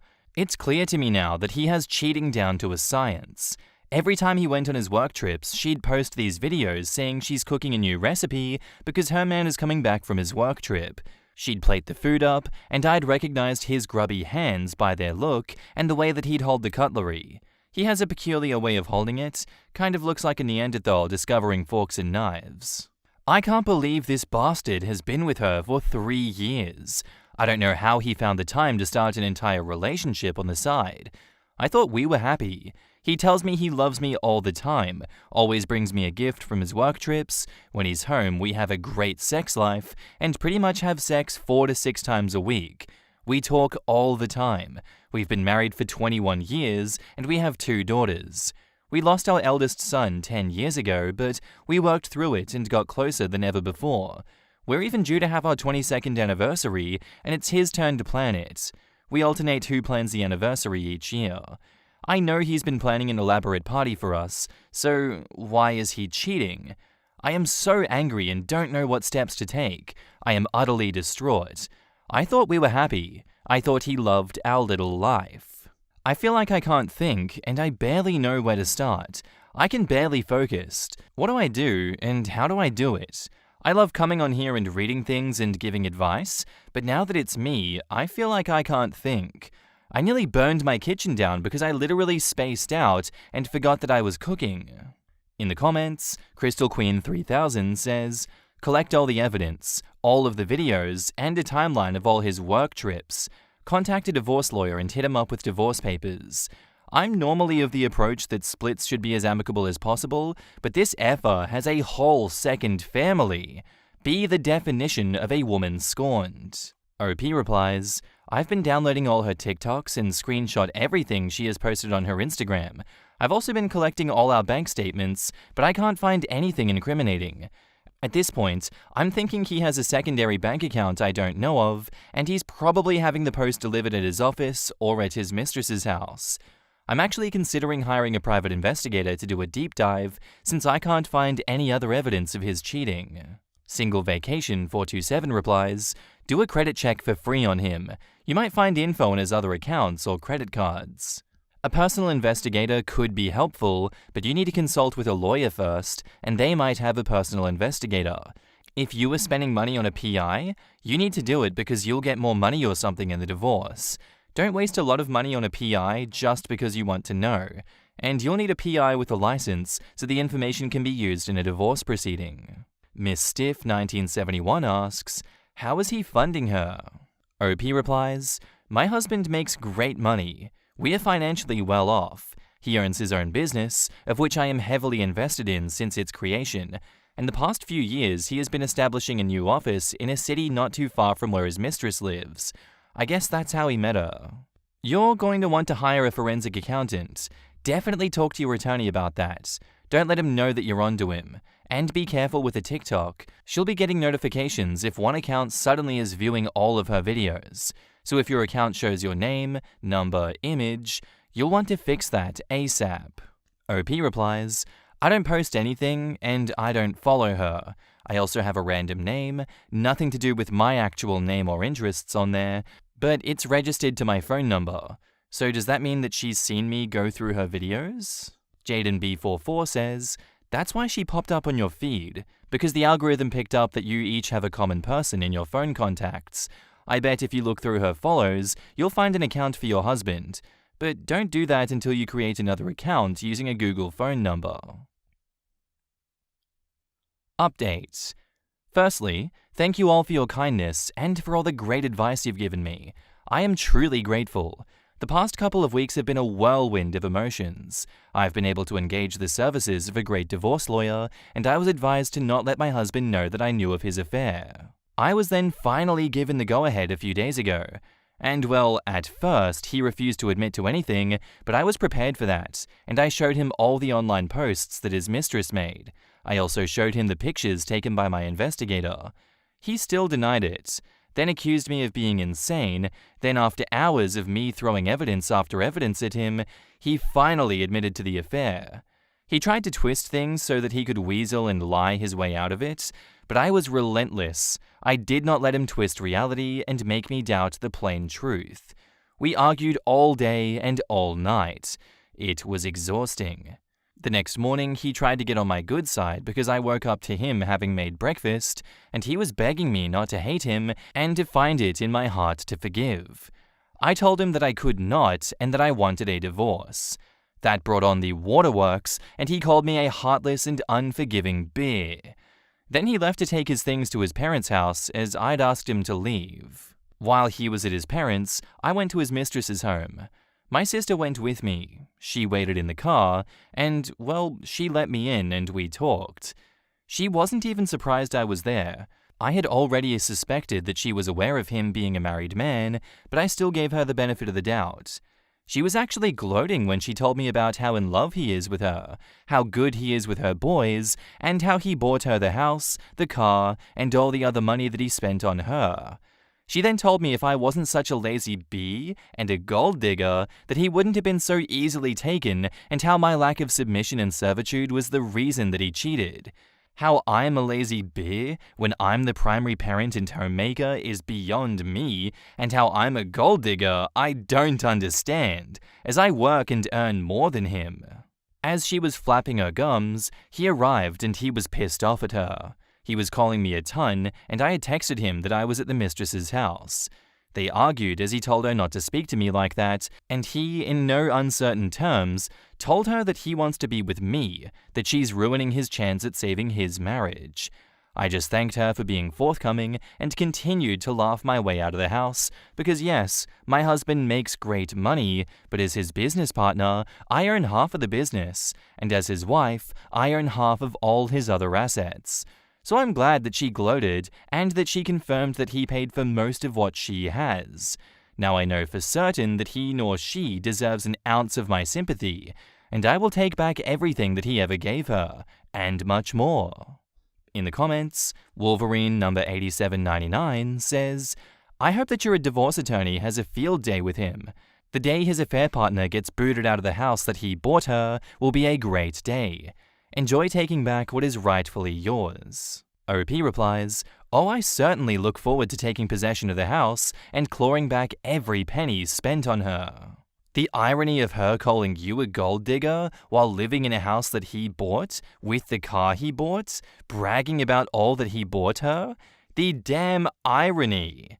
Take it, OP, take it all, then ask her who was digging gold again exactly? Couldn't have taken any gold from her if she hadn't gone digging to begin with. Hire a forensic accountant ASAP. OP says, Oh, I did that because I'm certain he used company finances to live extra lavishly. Are there any charges you can bring for using finances? At this point, I'd be looking to hiring new accountants and an attorney looking into fraud and embezzlement. Your husband is a sociopath.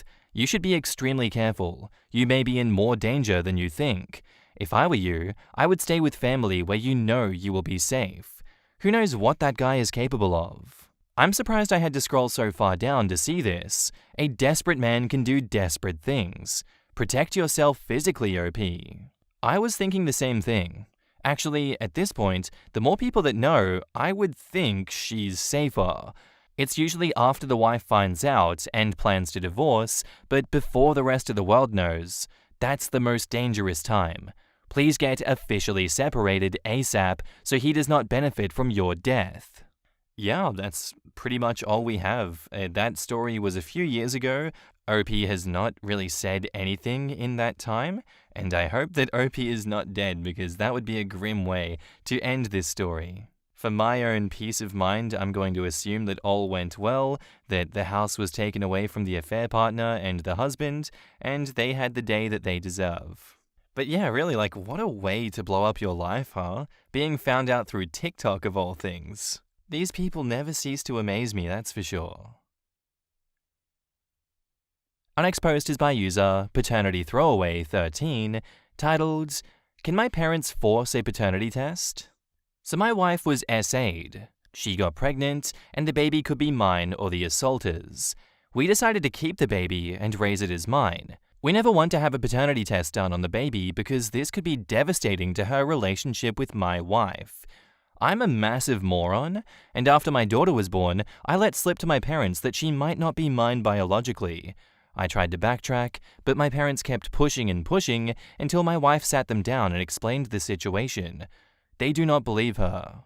They think she cheated and that she is using me. Now my parents have approached me about taking a paternity test. They want me to contest paternity and to leave my wife. I do not want to. I made a commitment to my wife and daughter, and I stand by it. I trust my wife, but my parents don't. They told me that if I refuse, they will go to court and compel me to do a paternity test to absolve me of responsibility for the baby. They want me to leave my wife regardless. I'm planning to cut contact with my parents over this, but is there any way that they can legitimately force me to do a paternity test? Is there something that I can do to prevent this or fight them? We are located in Rhode Island. In the comments, Fawning and Conning says, Your parents have no standing or say in this matter and cannot compel you to do a paternity test. Also, Opie might not want them to have access to his kid and maybe block all contact with his parents. But they could take a swab from the child on the sly and test whether they're genetically related to him or her, which would have the same result for the wife's relationship with the child in the end. That sounds illegal.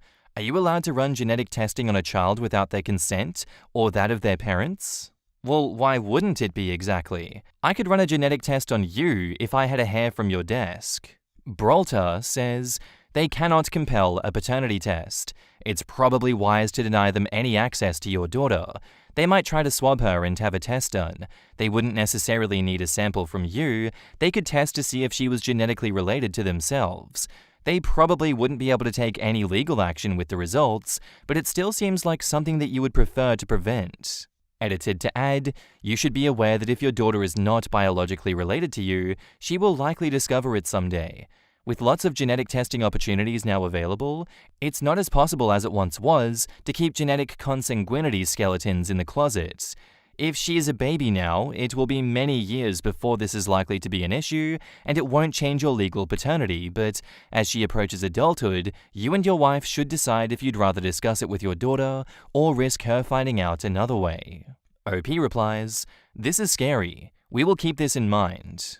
Any lawyer that took that case would deserve a bar complaint. If the court even accepted it, you'd just hire a lawyer to request summary judgment that your parents get told to F off. The judge would tell your parents to F off, and that would be that. Update. I'd like to take a minute to say thank you to everyone who responded to my last post. Your advice helped prepare me for what came next. Pretty soon after I posted, I received a letter in the mail from a lawyer that basically said that my parents were demanding a paternity test on the basis of grandparents' rights. I knew from my post that it was unlikely that a lawyer would take this case, so I googled the law firm and the lawyer's name. I couldn't find the lawyer's name anywhere, but the law firm was real, so I reached out to them. The letter was fake and the law firm was not happy. They asked for the letter and are pursuing some sort of legal action against my parents. I don't know exactly what's happening as I've not been in contact with my parents in a while. In other news, my daughter was recently diagnosed with a very minor skin condition that is fairly uncommon and that I also have, which means she's most likely mine after all. We still won't do a paternity test anytime soon, but it was helpful for our peace of mind. Thanks again for the advice, everyone. In the comments, Stink Snake says, "I keep seeing grandparents' rights come up here, so I looked it up in my state and found this gem of advice. Quote, the easiest way to visit with your grandchild is to establish or maintain positive relations with the child's parents. Grandparents' rights typically exist to maintain an ongoing relationship in the event a parent dies or is incarcerated. Key here is ongoing. As you said, if there is little history of visiting or a pre-existing relationship, a court won't normally step in to create one. Courts in the USA and Canada, at least, typically presume the parents act in the best interests of their child. If mum and dad keep kiddo away from grandma and grandpa, many courts won't impose that relationship. Too often, narcissistic or abusive grandparents act like the law is a further extension of their will to scare or force their adult children into compliance. Yup, my mother not so subtly hinted that she was sending our correspondence to her lawyer when I refused her access to my daughter. I, of course, freaked out, but was reassured by a family law attorney that this isn't what grandparents' rights are for, and that she'd have a hell of an uphill battle that would likely just end in a fat bill. Mine threatened me with it, including roping my ex-husband into it. Went nowhere. That legal letter backfiring on them is a pretty sweet screw around and find out situation. And to think, if they had just waited an extra week after they put their harebrained scheme into action, they would have gotten the answer without losing access to their son's whole family. Hey, granddaughter had the same hereditary condition that son has. She's his after all. We can let her back in the house. You know, if we ever get it back from that law firm that sued us. Move on over. You're getting my side of the tent all cold. I guess my take on this would have been that, yes, OP potentially would have told them that, hey, no need to worry because they are actually mine genetically. But at that point, even before the fake letter was sent out to OP, I'd imagine that they're just no contact with these people because they're such insane assholes. Like, from the get-go, those two made it clear that even if she wasn't cheating, and even if the story is true, we want you to break up with her. These people are not reasonable. You'd just be out of the frying pan and into the fire, and I don't think any good would come out of this situation. No one would be happy. So yeah, I just think it's for the best that they shot themselves in the foot here, and that OP and their partner have a reason to just get away from them and disconnect entirely. Our next post is by user Toast and Crumb, titled, "Am I the asshole for cancelling my brother's wedding?" To make a novel short, my, female 27, brother, male 30, met his future wife, female 28, Ella, at a party 3 years ago. Honestly, we never got along, but I always tried to put on a peaceful front because my brother seemed blissfully happy with her. Ella was mean to me a lot, like a lot. She would make comments about my weight, my makeup, and especially my dog. She hated animals and hated that I would bring my lab, Toast, to my parents' or my brother's house.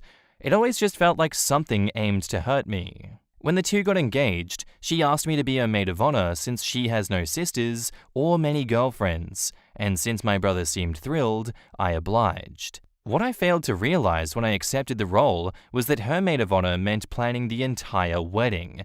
Like, I was booking venues, florists, jazz band, everything. Even worse, she expected me to put my credit card down for all of it. My brother and her are not exactly well off, and since I have a well-paying job, I didn't mind holding the deposits, but it was starting to add up to a lot. Every time I asked Ella about it, she would say that it would all be paid back by her parents before the wedding. Well, flash forward to last week, about 3 weeks before the wedding, and she's unbearable to be around. She can't last more than a few sentences before snapping at anyone. So, when I of course brought up the money, shit hit the fan. I asked if she had received the updated receipt of everything owed when she exploded. She called me a whole line of terrible names, but the one that stuck out was her saying, "What do you need the money for anyway? Your sick dog is dead now." My beautiful toastie died about a month before this after he fought the bravest battle with cancer. He was my soul dog, and I was devastated. I blinked at her and simply left the room, having no energy to even respond to something so cruel. I went back to my car, and after the 20 silent-minute drive home, I parked the car and immediately called the vendors and cancelled any deposit under my card. Every single one. After almost 20 calls, all that was left of her wedding was the dress and the flower arch. I texted my brother a short explanation. I told him that every vendor would be contacting him if they wished to keep their services, and they were now responsible for covering everything, and that I would no longer be attending. It was a matter of minutes before my phone started to explode, and I just turned it off. It's been a few days, and I haven't talked to anyone but my mum, who thankfully understands where I was coming from. My brother has tried to call, but I just feel terrible, both about what I did and about what she said. I know what I did was extreme, but I also couldn't sit by and practically enable her cruelty anymore. I still can't help but feel bad for ruining my brother's big day. So I don't know. Am I the asshole for this? I just think not the asshole because, Jesus Christ, what an absolute mess. Also, excuse me, but where was the brother this entire time? Why was he not bridging the gap between you and his soon-to-be family-in-law?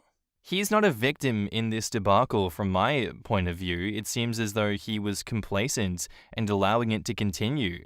I would be chewing him out, and I would personally get on the phone and chew his demon for a goddamn partner out. Jesus Christ. She's a nasty piece of work, isn't she? You yourself, OP, have gone above and beyond in this situation. I don't see how your actions would make you an arsehole. I think they more than deserve what you've done to them. My judgment is that you're not an arsehole in this situation. In the comments, Logical Allies says, "Not the arsehole. They were never going to pay you back. It's a good thing she showed how wicked she was before you got stuck with the bill. I'm sorry about your loss. Don't let anyone make you feel bad about what you did. They shouldn't be getting married if they don't have the money. If her parents were going to pay, they can put their card down for deposits. When you give family money, don't ever expect to get it back. I just hope the brother is good and dumps the fiancé. Otherwise, he's not that good of a person." Now, OP, since you probably aren't going to the wedding, that block of time is still freed up. Why don't you take a day or two and go someplace special, someplace nice, just for you?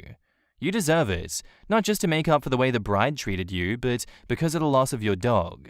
Not the asshole. That's a fantastic idea. With the deposit money she gets back, OP could go to a nice resort or treat herself to a spa day. I don't think I'd like to leave my house or vehicle unattended during that time, unless you have roommates to keep an eye on things. That's just me, having some experience with the vindictiveness of mean people. She was going to take you for all that money and was just using you. Your brother was allowing it. The comment about your dog was incredibly crappy. I'm sorry about your loss. Not the asshole. Nah, brother is too Twitter-pated to tell the evil queen from Snow White. Not the asshole, not even a little bit. First, a maid of honor's duties do not include planning the whole wedding, and they certainly do not put down all the deposits and pay for the wedding. If you ask me, it sounds 100% like they were going to stiff you for the wedding. I don't believe for a minute her parents were paying for it. She was using you, and I can't believe your brother can't see the kind of person she is. And I tell you what, screwing with the memory of my dog? Well, those are fighting words. I guess she effed around and found out. Yes, in my experience as a best man, there is a lot of logistical work to be done. But this was to take the load off the couple so they can focus on being hosts and getting married. For example, making sure the musician got a tip paid by the groom before he headed off for the night, not hiring and paying him. Update. First thing asked, me paying. Ella was promised a hefty wedding budget when she was younger. Between those years and the pandemic, they had to dip into that wedding fund. In the end, Ella only got a third of what she was promised. She insisted that most of what she had to go to the dress, but she would drone on about how there were so many things the wedding wouldn't have and how it wouldn't be the wedding of her dreams. It was only like a week after that my brother came up and asked if I could cover a few of the costs of the wedding while Ella's parents made up the rest to pay it back. I do make a considerable amount more, and since this would be my brother's wedding too, I agreed. Stupid, I know.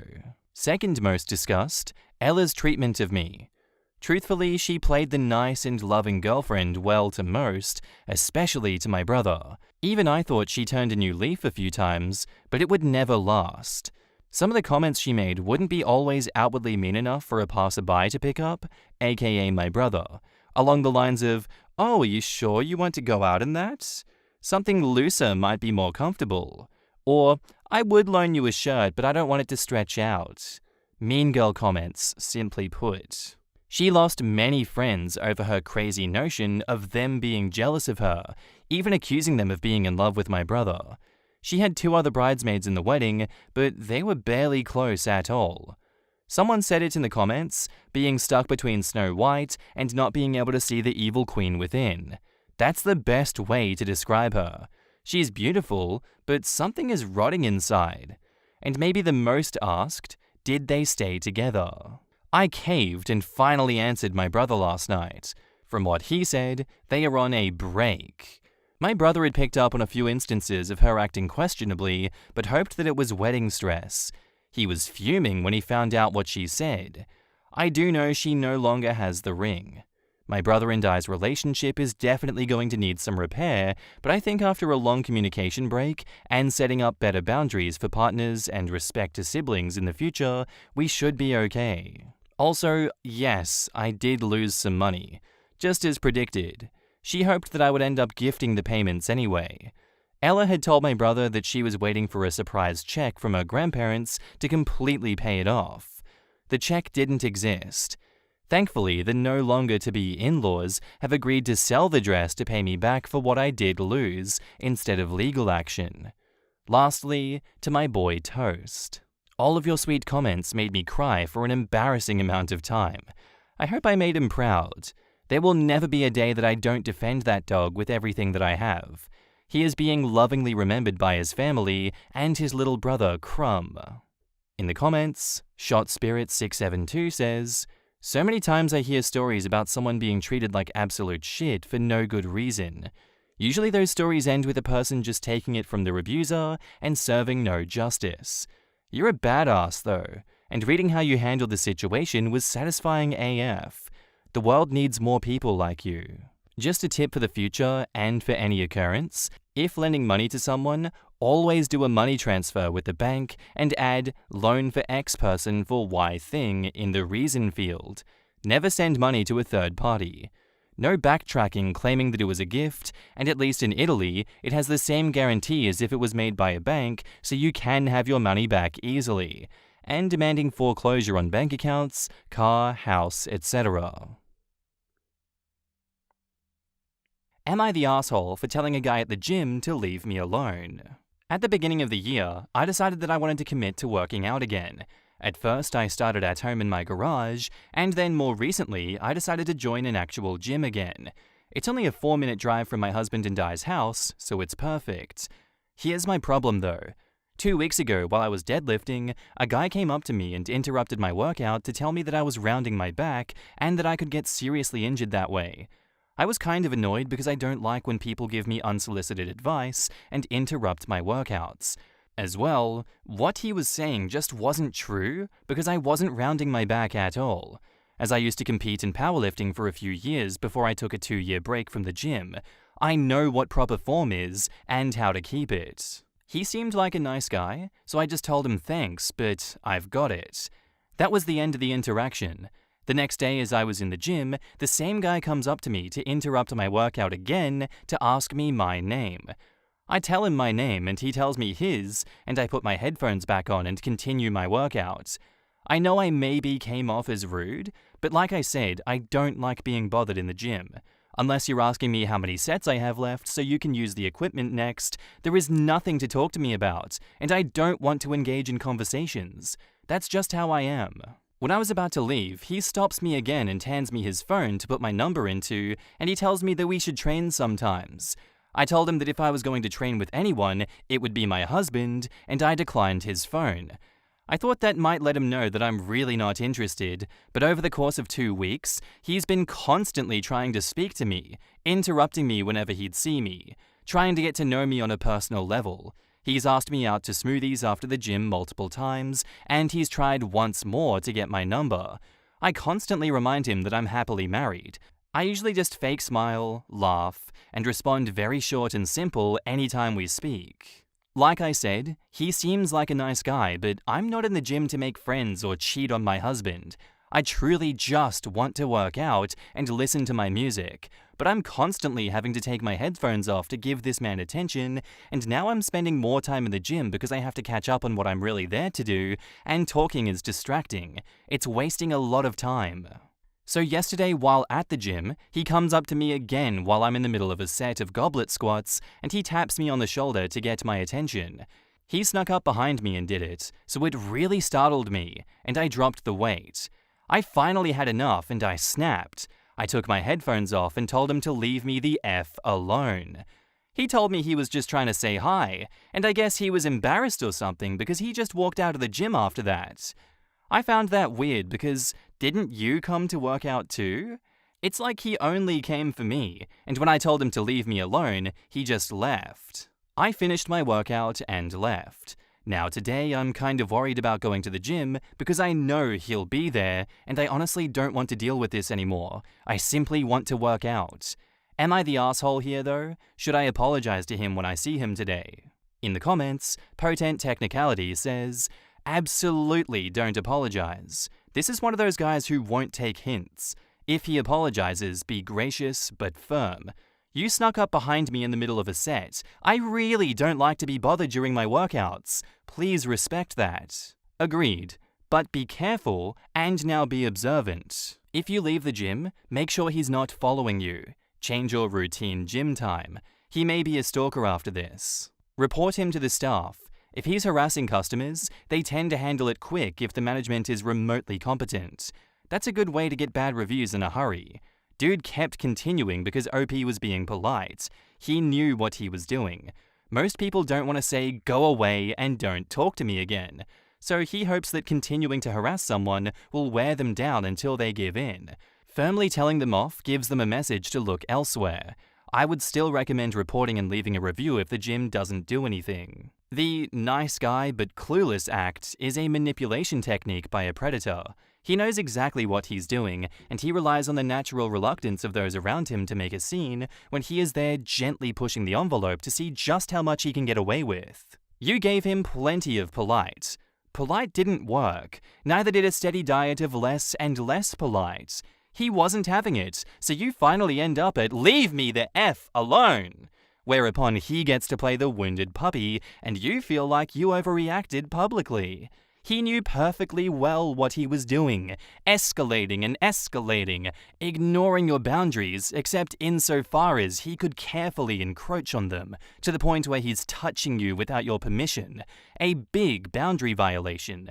Not to mention physically unsafe, as he startled you and you dropped the weights, which could have gone a lot worse. You should report him to management and get him booted out for your safety as well as the safety of those around you. Another worthless man says, quote, like I said, he seems like a nice guy, but I'm not in the gym to make friends or cheat on my husband. This man is not a nice guy. He is not a good guy. A good guy would have backed off somewhere around the time that you mentioned you had a husband. 1. Please let the front desk of the gym know that you've been harassed to the point of dropping weights. That's unsafe. 2. Have you told your husband about douchey McGymface? If not, tell your husband. If possible, have your husband accompany you at least one time. Have your husband spot you, and then have your husband say hello to him with direct eye contact. Sometimes men that don't listen to women will back off when another man shows up. Sadly, if the front desk people don't do anything and you can't get your husband involved, you'll have to find another gym. It is with a sad heart and my sincere condolences that I apologize for members of my gender that act like this. But you are definitely not the asshole. You've been more than patient, kind, and agreeable. That didn't work, and now it's time to change tactics. And OP replies to them, I'm going to take your advice. I'll wait for my husband to get home from work and go with him in case the guy decides to show up. I texted him already, and he's on board with it. I'm also going to speak with the front desk workers at my gym about him. My husband, though, is a very confrontational person. He's very angry about this. I don't want him to fight the guy or anything, just talk some sense into him and get him to leave me alone. And look, I guess for my 2 cents on this situation, OP, I think you're absolutely not the asshole for it. I can completely understand, though, being in a gym environment that you don't want to be confrontational, you don't want to cause a scene and draw attention to yourself. But this year so far, we've had a huge wave of gym etiquette go through TikTok.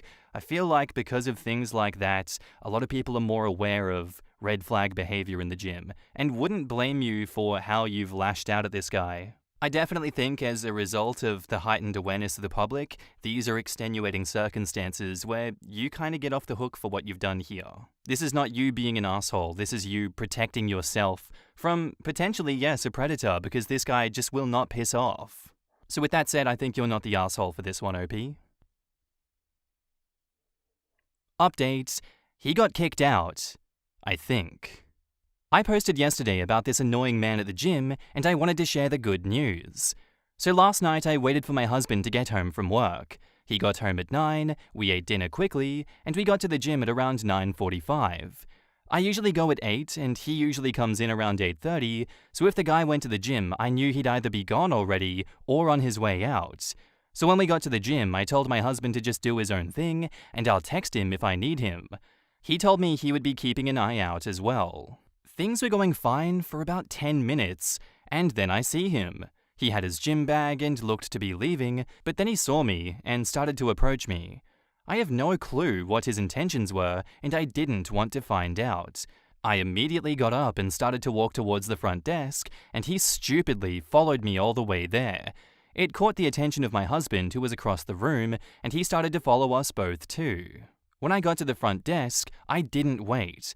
I just blurted out to the workers, "This man won't stop harassing me." What happened next really pissed me off because he tried to lie his way out and pretend he'd been helping me out. He tried saying that he thought that we were just gym buddies and friends and that he was just going to come and say hey and catch up. My husband called bullshit and told him he knew everything and to stay the hell away from me. The guy tried to defend himself by saying that he only ever gave me advice on training and that he doesn't like false accusations. At this point, because we were being so loud, the person who I assume is the gym manager heard us from his office, came out, and pulled him outside to talk.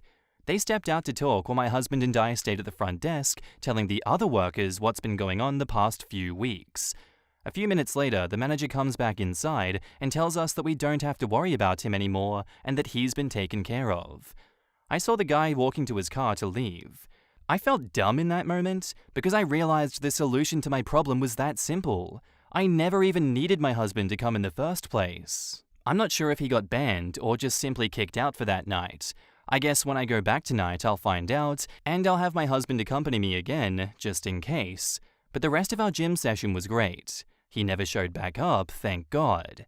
These past 2 weeks really made me want to stop going because I didn't want to deal with him every time.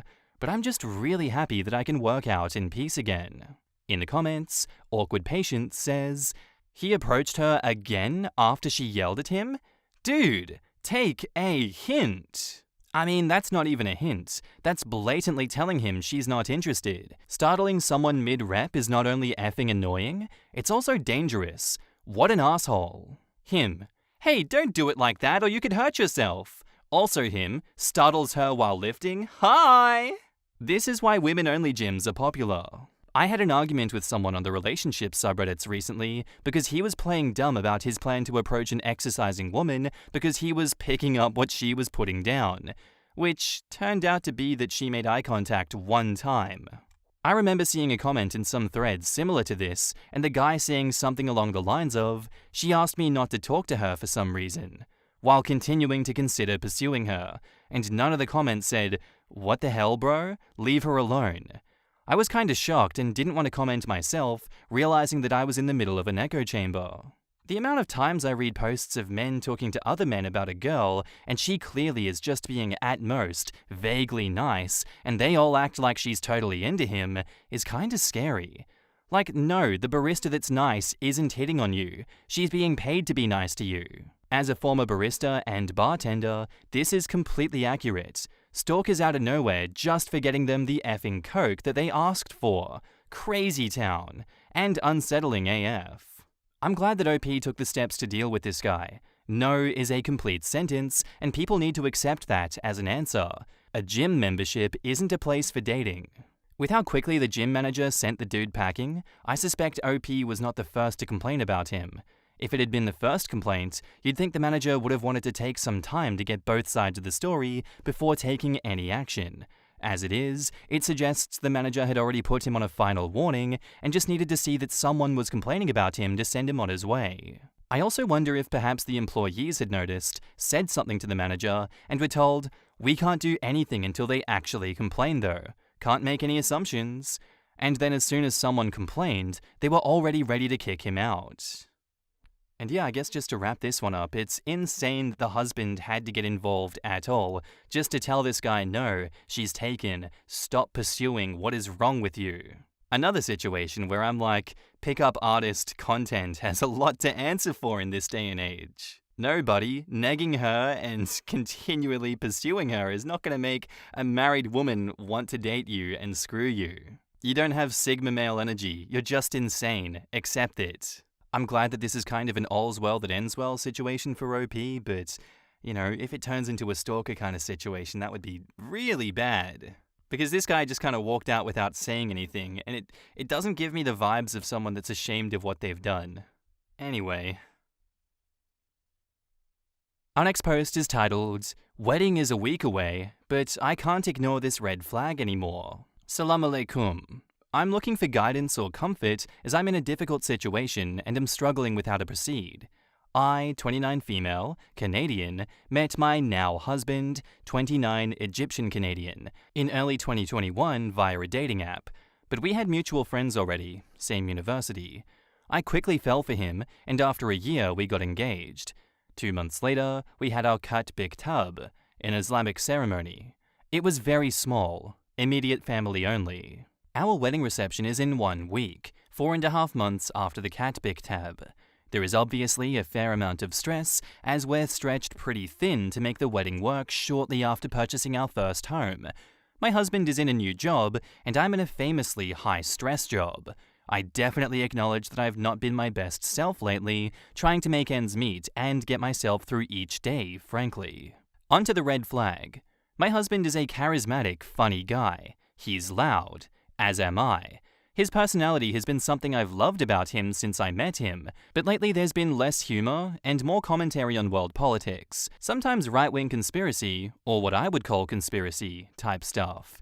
It's preachy. When I engage, it quickly becomes a fight, seemingly regardless of the stance I take. When I take issue with his tone, I get personally attacked, I get yelled at, or told that I'm purposefully vilifying him.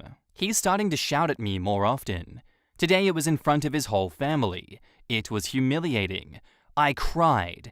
It was over me pushing back when his family told me that they had already done the seating chart for their guests, despite not having the entire guest list. I didn't think I was being rude, but I just explained that I needed to work off the draft I had because I knew that it had all guests on it. I was reassuring her that she could rearrange tables if I got stuff wrong. My husband interjected himself from the next room, shouting at me for saying his mum didn't know everyone that was coming. Then he shouted that he wasn't shouting, we were shouting.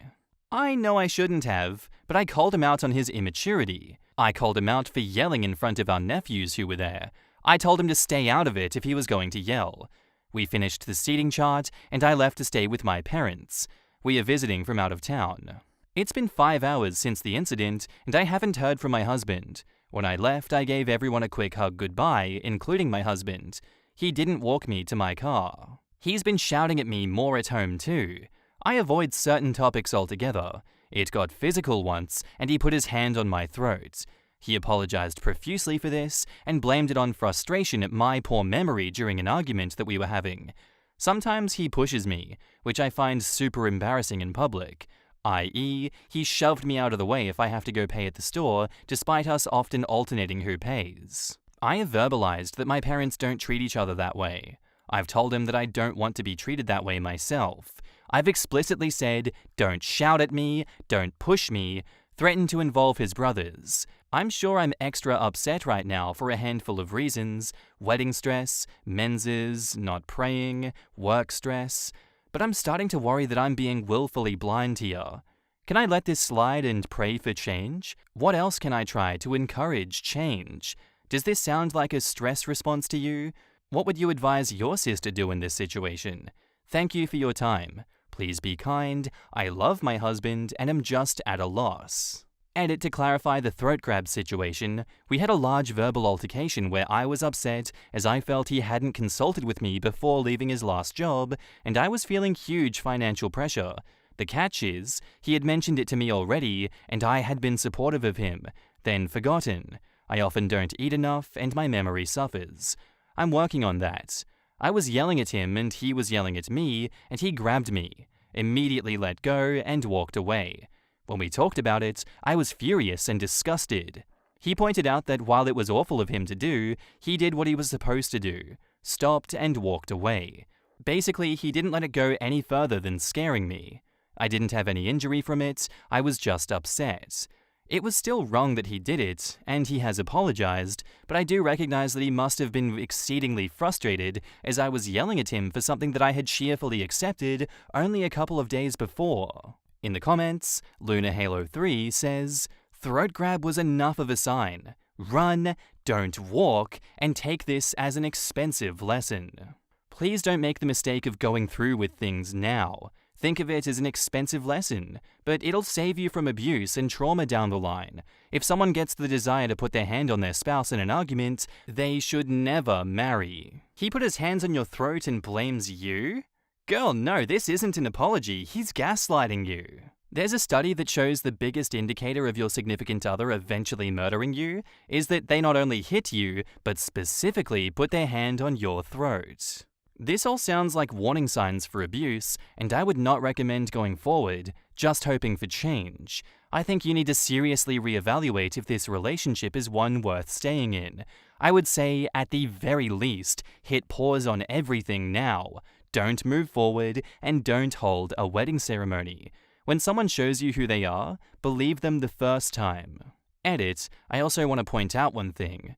Quote, "He apologized profusely for this and blamed it on frustration at my poor memory during an argument we were having. It's not an apology if he won't accept fault, and blaming you is classic abuser behavior. Take these warning signs seriously." Back up to the post, we have a next day update. "Thank you from the bottom of my heart. This thread was the difference between me accepting his apology and calling his behavior out. I told him today that I won't tolerate him shouting at me again, period. He initially escalated and said, 'Fine, call off the wedding then.' I called my dad at that point, right in front of him, and told my dad everything. Yes, the throat grab too. Then I called his eldest brother and told him everything too. His mum and eldest brother are on their way here to mediate. I called a friend from work who got a crash course text after the call to bring her up to speed so I don't get hung up on. Waiting for them to all get here now. Husband is incredibly apologetic, promising change, does not want to call the wedding off. I'm standing my ground that I won't be treated poorly anymore. We are going to discuss everything when his brother and mother get here. Update. Apologies in advance. It's been a difficult day, but I realized you would probably appreciate knowing I'm okay, so here is an update. Last night I slept at my parents' house. When I woke up, no contact from my husband. I called him at about 9 a.m. to ask if he was coming to the appointment with a photographer. He said yes, so I picked him up and we went to that together. We didn't really talk, just thanks for getting the gas and where's the appointment talk. After the photographer appointment, we left the city to head back to our own city an hour away. On the ride, about 20 minutes in, I said we needed to talk about the fight yesterday. He asked, "What do we need to talk about?" I said that you yelled at me in front of your family to start. He didn't seem to want to say anything, so I continued and told him that I won't tolerate being shouted at anymore. It's disrespectful, and I've made it clear that I won't put up with it. He started getting irritated and pushing back. I yelled too. He's stressed. I was trying to plan his side of the seating plan, blah blah blah. I told him that's not the point. It doesn't matter why you're shouting. I won't tolerate being shouted at anymore. I need this to change or I can't go through with spending my life with someone who treats me poorly. He said, "Well, I'm not changing, so call off the wedding then." He took that back pretty quickly, but not before I called my dad right in front of him. I called my dad and told him as plainly as I could that since my husband and I moved in together, he has been increasingly verbally abusive to me. I also told him about the throat grab and the shoving in public. While I was telling my dad about this, my husband was speaking quietly beside me. "Seriously? You're dragging them into this, etc.?" in my ear. I tuned him out and focused on the conversation with my dad. This was telling. I told my dad everything and we made a safety plan. I called him when we got to our city and again when my husband left. My dad reminds me that I do not need to go through with the wedding and that abuse typically gets worse, not better. I told my dad I don't know whether to go through with the wedding, and he tells me that he thinks that that's the appropriate response here, but reminds me that there's no need to make decisions today. After I called my dad, I asked him, "Are you calling Mum, or am I?" He told me to. Instead, I called his eldest brother. His parents are elderly. I told him everything, and he spoke to us a bit on the phone. He was perplexed by what I had told him and was condemning his brother's actions. We get home, husband pouring honey in my ear now about how we're not calling off the wedding, not getting a divorce, he's sorry, and will agree to counseling, etc. We get a phone call. His mum and eldest brother are on their way up to our city to mediate. I called my parents right away. They were not happy with the idea of his family leading a mediation.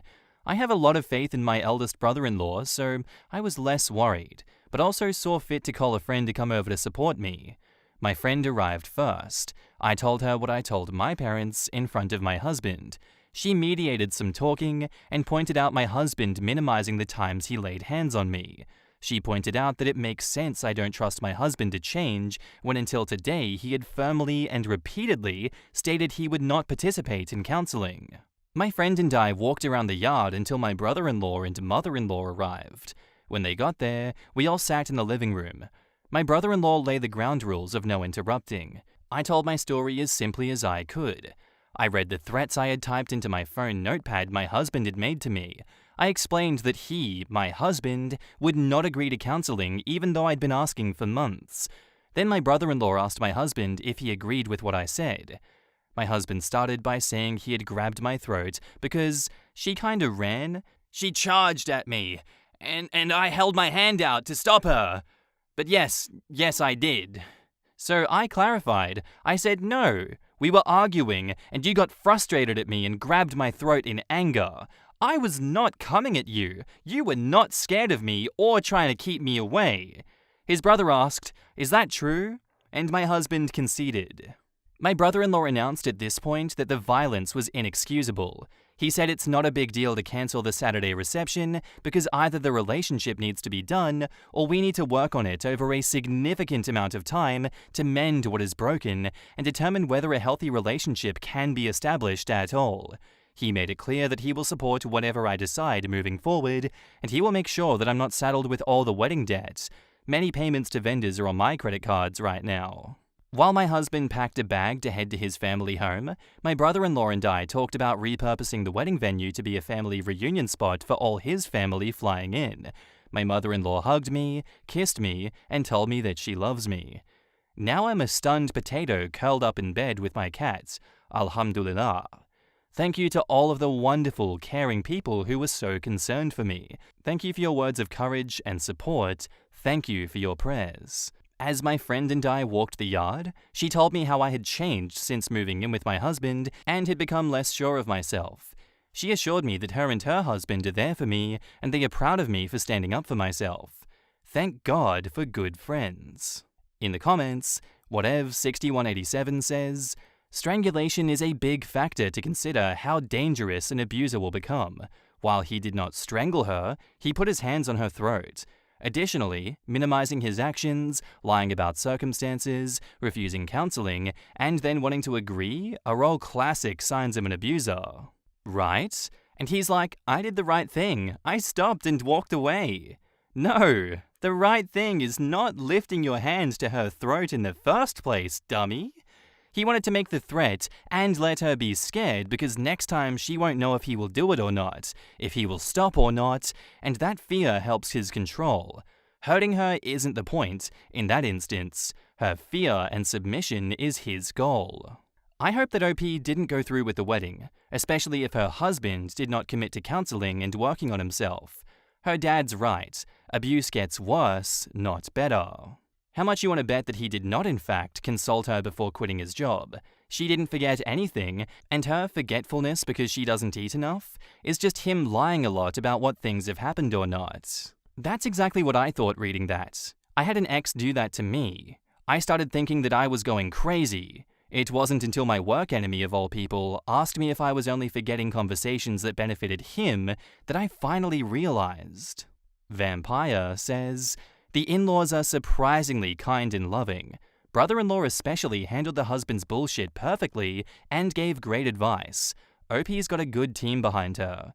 P.S. The second a man lays hands on you in anger, it's over. Do not pass go. Run, don't walk, etc. Sadly, sometimes people are total assholes and come from really nice families. And I mean nice families as in they are just good people. The fact that he lied about why he grabbed her throat to his brother is telling. I get the sense that he's not really remorseful for his behavior at all. Right? He's made it very clear he has no intentions of changing. I just hope OP was strong enough to walk away. Honestly, just extrapolating from the vibe of the end of the story there, I would assume that OP is strong enough and has walked away because I feel like I'd be murdered if I was in this situation, wouldn't you? Like, this guy is not sorry. This guy doesn't care. I'm going to die if I stay with this person, plain and simple. What a traumatizing experience to go through, but thank God, everyone surrounding OP were saints by the sounds of it. No one was trying to gaslight and take his side. Yes, it's Reddit bias, but I still feel like that's so rare from the stories that we see on here. I would hope that that's more common in real life. My 31 female, best friend 32 female, is telling me that my boyfriend 34 female cheated with her, but he says that she's lying. How do I get the truth and then salvage whichever one of these relationships is worth saving? I've been best friends with Becca since 2010. We were college roommates, and then after we graduated, we still lived together up until I moved in with my boyfriend Nate in 2019. One thing about Becca is that she's always had a drinking problem for as long as I've known her, and she's done stuff while drunk that has sometimes caused problems in our friendship. She does try to stay sober, but every few years something will happen to make her start drinking again, which is what happened earlier this summer. So last Saturday, Becca called me because she was drunk somewhere and she needed a ride home. I couldn't go pick her up because I had the flu and I was on cold medicine, so Nate went to get her instead. A couple of days after that, I started noticing that Nate was being weird with his phone. Normally he leaves it out on the coffee table if we're watching TV or whatever, but he started putting it face down so I couldn't see what notifications he was getting. My first thought was that he was trying to plan a surprise, and because of the timing, I thought maybe that Becca was helping him.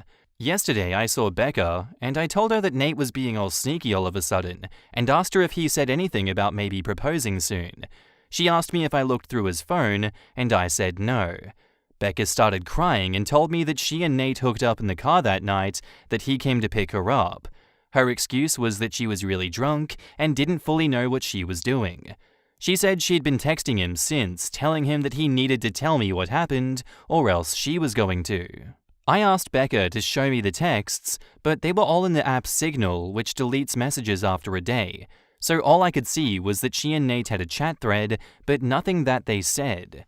I told her to text Nate in front of me so I could see what he said, and she did, but we got no read receipt, and so no response at all, so it didn't prove anything. I asked Becca if she was sure that she wasn't so drunk that she maybe imagined it, or just thought that a dream was real, and she absolutely lost her shit on me and said that she knows that she's horrible when she drinks, but that she's not effing delusional and she doesn't make shit up. She said that I could believe her or not, and it's my choice, but she was telling me the truth. I said I needed to go home and talk to Nate. So when I got home, I confronted Nate with what Becca had said, and he acted shocked and denied that anything like that had happened at all, and said he didn't know why she'd think so or say so. He said that he had just given Becca a ride home, and that the only thing that happened was that they talked about how he and I had been together for a long time, and how we should get married already. He admitted that they were talking on Signal the next couple of days, but he said that it was exactly what I thought, that he was asking her about engagement rings and what kind of proposal I would want. Nate replied to Becca's message from before, asking her if she made up a story about them hooking up to not ruin the surprise about his proposal, and she texted him back that there was no proposal and to stop playing dumb. So then Nate called her, pretending like I wasn't in the room, and told her that she needed to stop whatever she was trying to do because we were on the verge of breaking up, and he'd rather just have the surprise be ruined. But Becca just kept telling Nate to stop lying until he got angry and then hung up on her. I really didn't know what to think, and I still don't. Right now, Nate is really upset and not really talking to me much. He says that it's bad enough that Becca acted insane and ruined his plan to propose, but it's even worse that I believed her lies even a little, and would think that he would even cheat on me. Becca texted me saying that she was sorry, but otherwise I haven't talked to her either. I don't want to think that Nate would cheat on me, or that he would take advantage of Becca if she was that drunk. But I feel like I can't be 100% sure because I've known Becca for 13 years, and I also just can't believe that she would lie to me about something this important. And I know that she does have a drinking problem, so I can believe that she would sleep with my boyfriend if she was drunk out of her head. She's done some pretty awful things in the past when she's been drunk. I don't want to wrongly accuse Nate of something that he didn't do, but I don't want to be an idiot. In the comments, someone says, Signal doesn't automatically delete messages unless you turn that feature on. Would he have? And OP replies, it's not the automatic default, but if Nate created the chat with Becca and set it for messages to disappear for after 24 hours, then all of her messages with him will do that without input from her. Someone asks what OP wants help with, sleuthing ideas, who is more believable, revenge, etc. OP replies, I think what I initially wanted was just a sounding board for who sounded more believable, but someone gave me the tip that you actually can recover messages from Signal, so when I have a chance later tonight, I'm going to try to do that to see if I can get some actual proof of what happened. But so far I haven't talked to anyone else though about this. I really just don't want to spread around what did or didn't happen to the rest of my friends or family without actually knowing for sure. What else has Becca done to you while drunk? OP says, so in the past, when she's been drunk, Becca has blacked out and started fights with me or other people. She'll say really out of line, insulting things. She's kicked people out of our apartment because she didn't remember inviting them in. She's accused me of stealing clothes from her because I was wearing an outfit that looked something like what she also owned. That kind of thing. She's never hooked up with anyone that I was dating, but she's definitely hooked up with guys that she knew that I was interested in. Who has the greater motivation to lie here, Nate or Becca? OP says, Becca did have a big problem with Nate when we first got together, and she was really upset when I moved out of our apartment to move in with him. I could see her still being angry about it or still not liking him, but just not saying anything. From what Nate said, they weren't making the plans on Saturday, but Becca brought up that it's been 7 years and asked why we're not married yet. And then the day after, he asked her about rings. What is her reason for not liking him? And OP says, so at the time, she was in one of her longest stretches of being sober, and she said that I was abandoning her for some guy when she needed my support the most. And then when I moved out, she tried to make it out like she wouldn't be able to stay sober without me living with her. And Nate basically had to step in and point out that she couldn't stay sober anyway, so stop guilting me. It's possible she blames you for her current drinking, and Nate saying he wants to propose triggered her anger for some reason. OP responds to that, everything you say here makes sense to me. Becca has said stuff like this in the past, not specifically about Nate, but sometimes when she starts drinking again, she acts like it's unfair that I'm not getting dragged down with her or doing more to help her. I think on some level, she might still think that it's his fault that I moved out and don't keep as close an eye on her as I did back when we lived together. I don't know if she'd really go as far to lie about something like this just for that reason. I really hope she wouldn't, but I could completely believe that she feels like this. Update. So on Thursday night, after I got everyone's advice, I told Nate that I had found out a way to recover deleted messages from Signal. He immediately took out his phone and opened the app and asked me to show him how to do it. So I already thought that this must mean he was telling me the truth because he didn't panic or hesitate at all. Which was good because when I tried to download Signal on my old phone, it turned out that it's too old to support the current version of the app, so it wouldn't work. Nate then asked me if we were going to have to go out and buy a new phone for me to believe that he was telling me the truth, and he said that he was willing to do it if that's what it would take. I told Nate that it wasn't that I didn't believe him, I just wanted to have some proof, because I just couldn't understand why Becca would lie about it. Nate said that she would lie about it because she's a effing crazy drunk beer, and there is literally no way for a non-crazy person to understand why she would do anything. And once the messages prove that, he didn't ever want me talking to her again. Then he said to get up, because if we were going to go to the Verizon store, we had to get there before it closed. By then, I completely believed Nate anyway. So I told him that we didn't have to go anywhere or get a new phone, and that I believed him, and I knew he didn't cheat on me, and that he would never do that. Nate said that he would hope that I know that, and that he didn't understand why I didn't take his word for it in the first place. I started trying to explain why I didn't want to just immediately dismiss what Becca had said, but Nate said that he really couldn't listen to that right now. I said that was fair, and agreed that I would cut Becca off. But that first I wanted to try to get her to admit that nothing happened.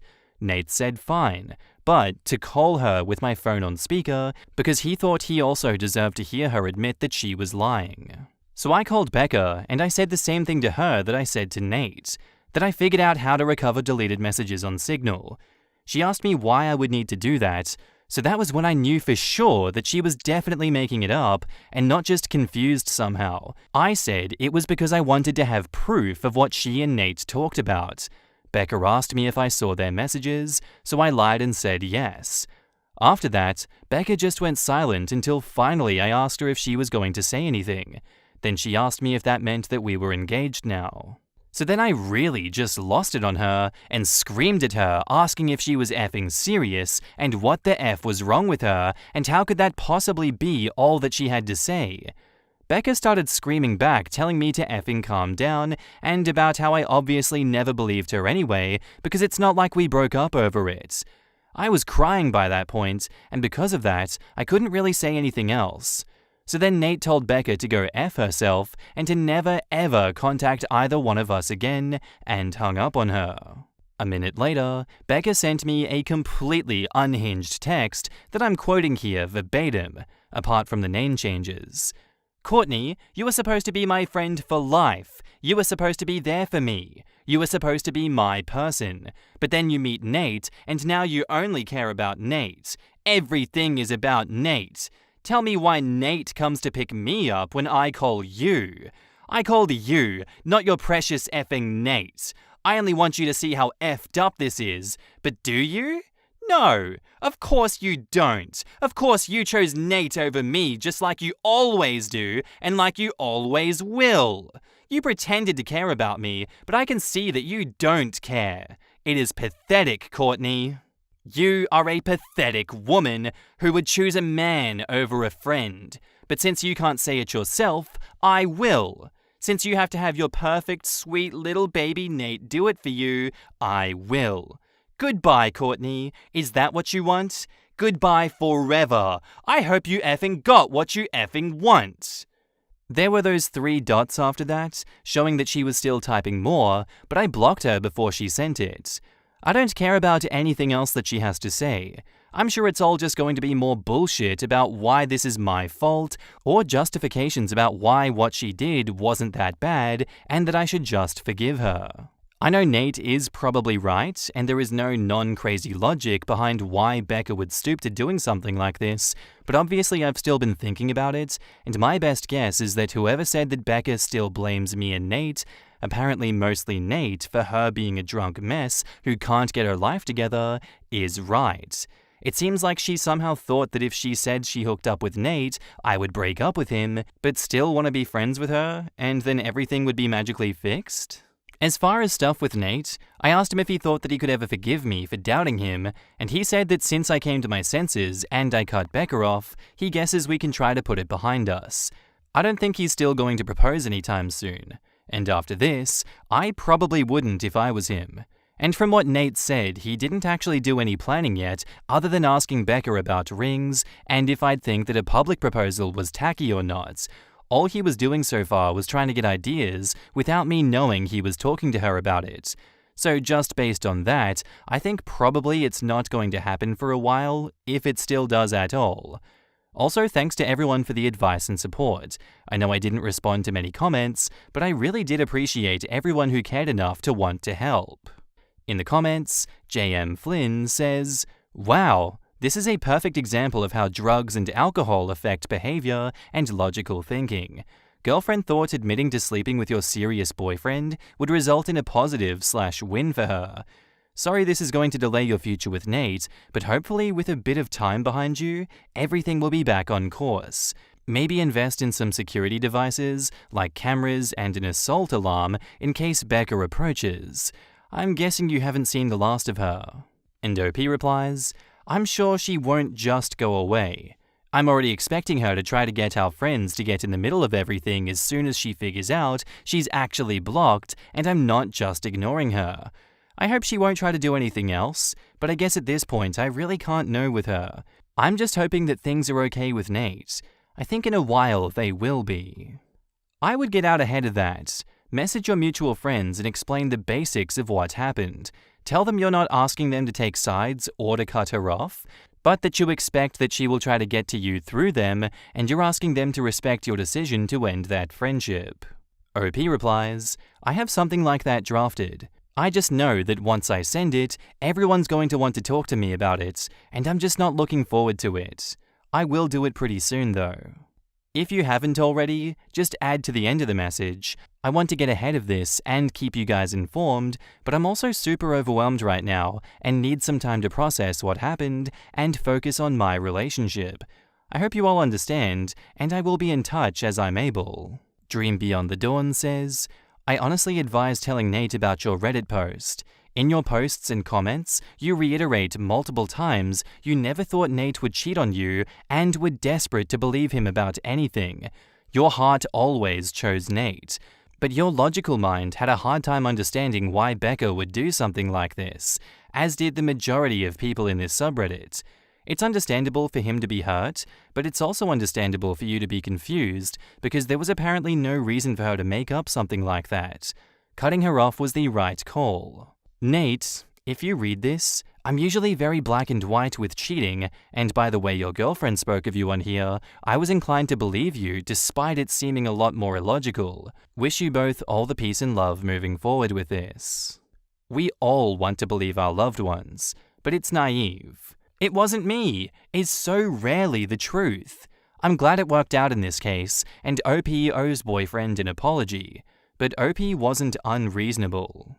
Becca doesn't just have a drinking problem, she is fixated on OP, and thinks that she's the main character in OP's people. I wouldn't be surprised if the drinking is a way to keep OP in her life because she needs looking after. As someone who grew up with an alcoholic father and a personality disordered mother, Becca sounds much more like my mother than my father, with all her creating drama to avoid abandonment. Equals losing control over a source of self-stabilization. Seeing as personality disorders and addiction issues often crop up together, that's what could be going on here. The obsessiveness over one favorite person, the lying to bind that person to you, and batshit lashing out at the end trying to be as hurtful as possible are totally in line with that too. Yeah, Becca just sounds like a very much broken person, and even after such a long time being that best friend of Becca's, it is for the best that OP gets rid of her. I do hope that OP feels better on the other side of this without Becca's influence in her life. I would hope that there is not much fallout from the friends after sending a text message like that, but hey, we've seen similar situations like this crop up all over relationship advice. I do hope that Becca gets some help for her addiction and potentially some therapy to deal with just this entire mess that she's created and why she starts creating messes like this in the first place. It's just rubbing me very much the wrong way, I guess. But yeah, that's really all I have to say about this one.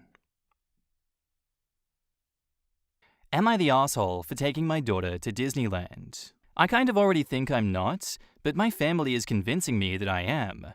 I, 28 female, went on a vacation with my daughter, 5 female, and my husband, 29 male, as a last vacation before we're a family of 4. I'm 7 months pregnant, and we wanted to spend time with our daughter before her brother was born.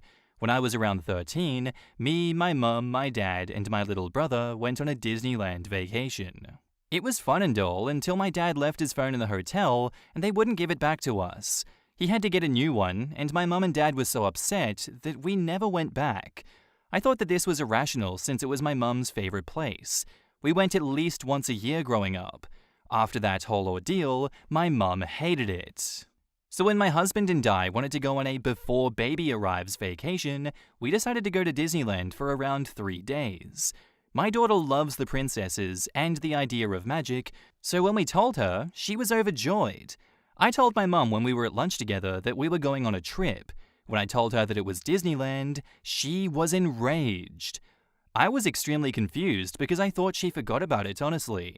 She called me a backstabber and just really rude words. She stormed out of the restaurant, and I paid and left a few minutes later. A few hours later, my dad called me and screamed at me that this family doesn't go to Disney. If you weren't such a spoiled little B-word, you would understand that. I was shocked. It was my money I was spending, and I thought everyone was over it. My mum texted me a long paragraph about how she would go no contact and wouldn't be my mother anymore if I still went. The trip was fully paid for, so I responded, "Okay, I guess you only have a son now," and blocked her. I've gotten at least 60 calls from family and a few texts telling me I'm wrong. We still went and got back yesterday. We all had a blast, and my daughter rode her first big girl coaster. She loved every minute of it, so in my opinion, it was all worth it. So am I the asshole? OP has offered the following explanation for why they think they might be the asshole. I feel like "you only have a son now" comment was rude, but I'm definitely a petty person, so I don't really feel bad.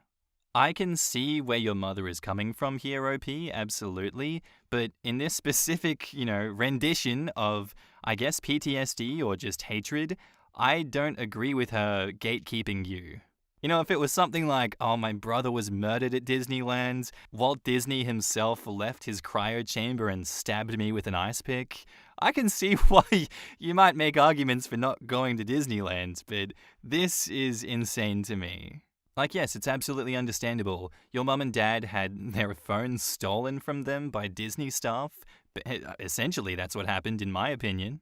And they've held this long-standing vendetta since then and expect you to follow suit. But unfortunately, we live in the real world, and that's a them problem, not a you problem. The "you only have a son now" comment was petty, but I think it's understandable. I don't really think it's too rude. I feel it's real. You're kind of real for saying that. What does she want you to grovel and be like, no, please, Mom, I won't go to Disney World. I'm gonna refund the money. Like, come on, you have a whole family now that's more important to you than your parents. Their requests are stupid. They're stupid, not the asshole OP. In the comments, Away Beyond 2181 says, not the asshole at all. The fact that your parents are really upset about a phone is crazy.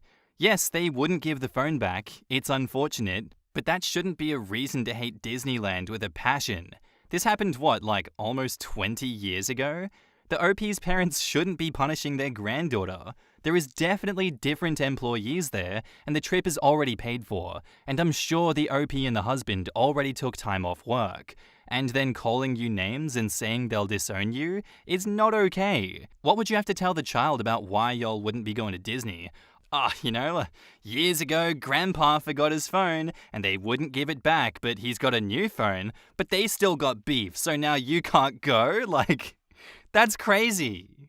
OP replies, this is why I was so shocked. My mum even said in her long-ass text that we should cancel the trip and forgive and forget for the family. When me and my husband had taken time off work, and we had cancelled her preschool days for the trip. We spent a good 2 to 3 months planning this, and I still wasn't going to disappoint my daughter because Grandma and Grandpa didn't check the room before they left. This is insane. Are they, anti-woke people who think Disney is too liberal and tolerant? That's the only explanation I can think of. Can't be the phone. Sorry they're like this, and I'm glad you had a great time with your daughter. OP replies, oh my god, I never thought about this. We don't talk about politics often, and I never really knew what side they're on. They definitely seem like they could be mad over how Disney is very liberal, though. I feel like if that were the reason, they'd be happy to rant in your ear about it, though. They seem to think you should already know what they're pissed about. Hannah Han says, not the asshole. The only thing I can think of is this. 15 years ago, your parents committed a murder at Disneyland. Oh my god, Marky called it, guys. Except this is the reverse.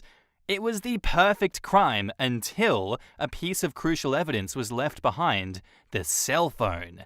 There was nothing your parents could do. They had to flee the scene. All they can do now is hope by never going back, no one will put the pieces of the puzzle together. Now, though, there's you, the spitting image of your mother, a ghost. No one who saw you would remember your mother. After all these years, after the cell phone, it turned out there was one more loose end. You. You know what? I'll buy it over the Walt Disney story, that's for sure. OP replies, I did think about this. I was scared my dad killed somebody for a minute when going through all the reasons they would have blown up like this.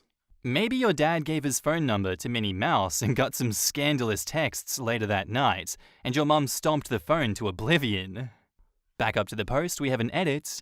Whoa! Posted this around 2 hours ago and have gotten a lot of comments. First off, thank you for all the not the assholes. I was kinda scared that I was gonna get attacked.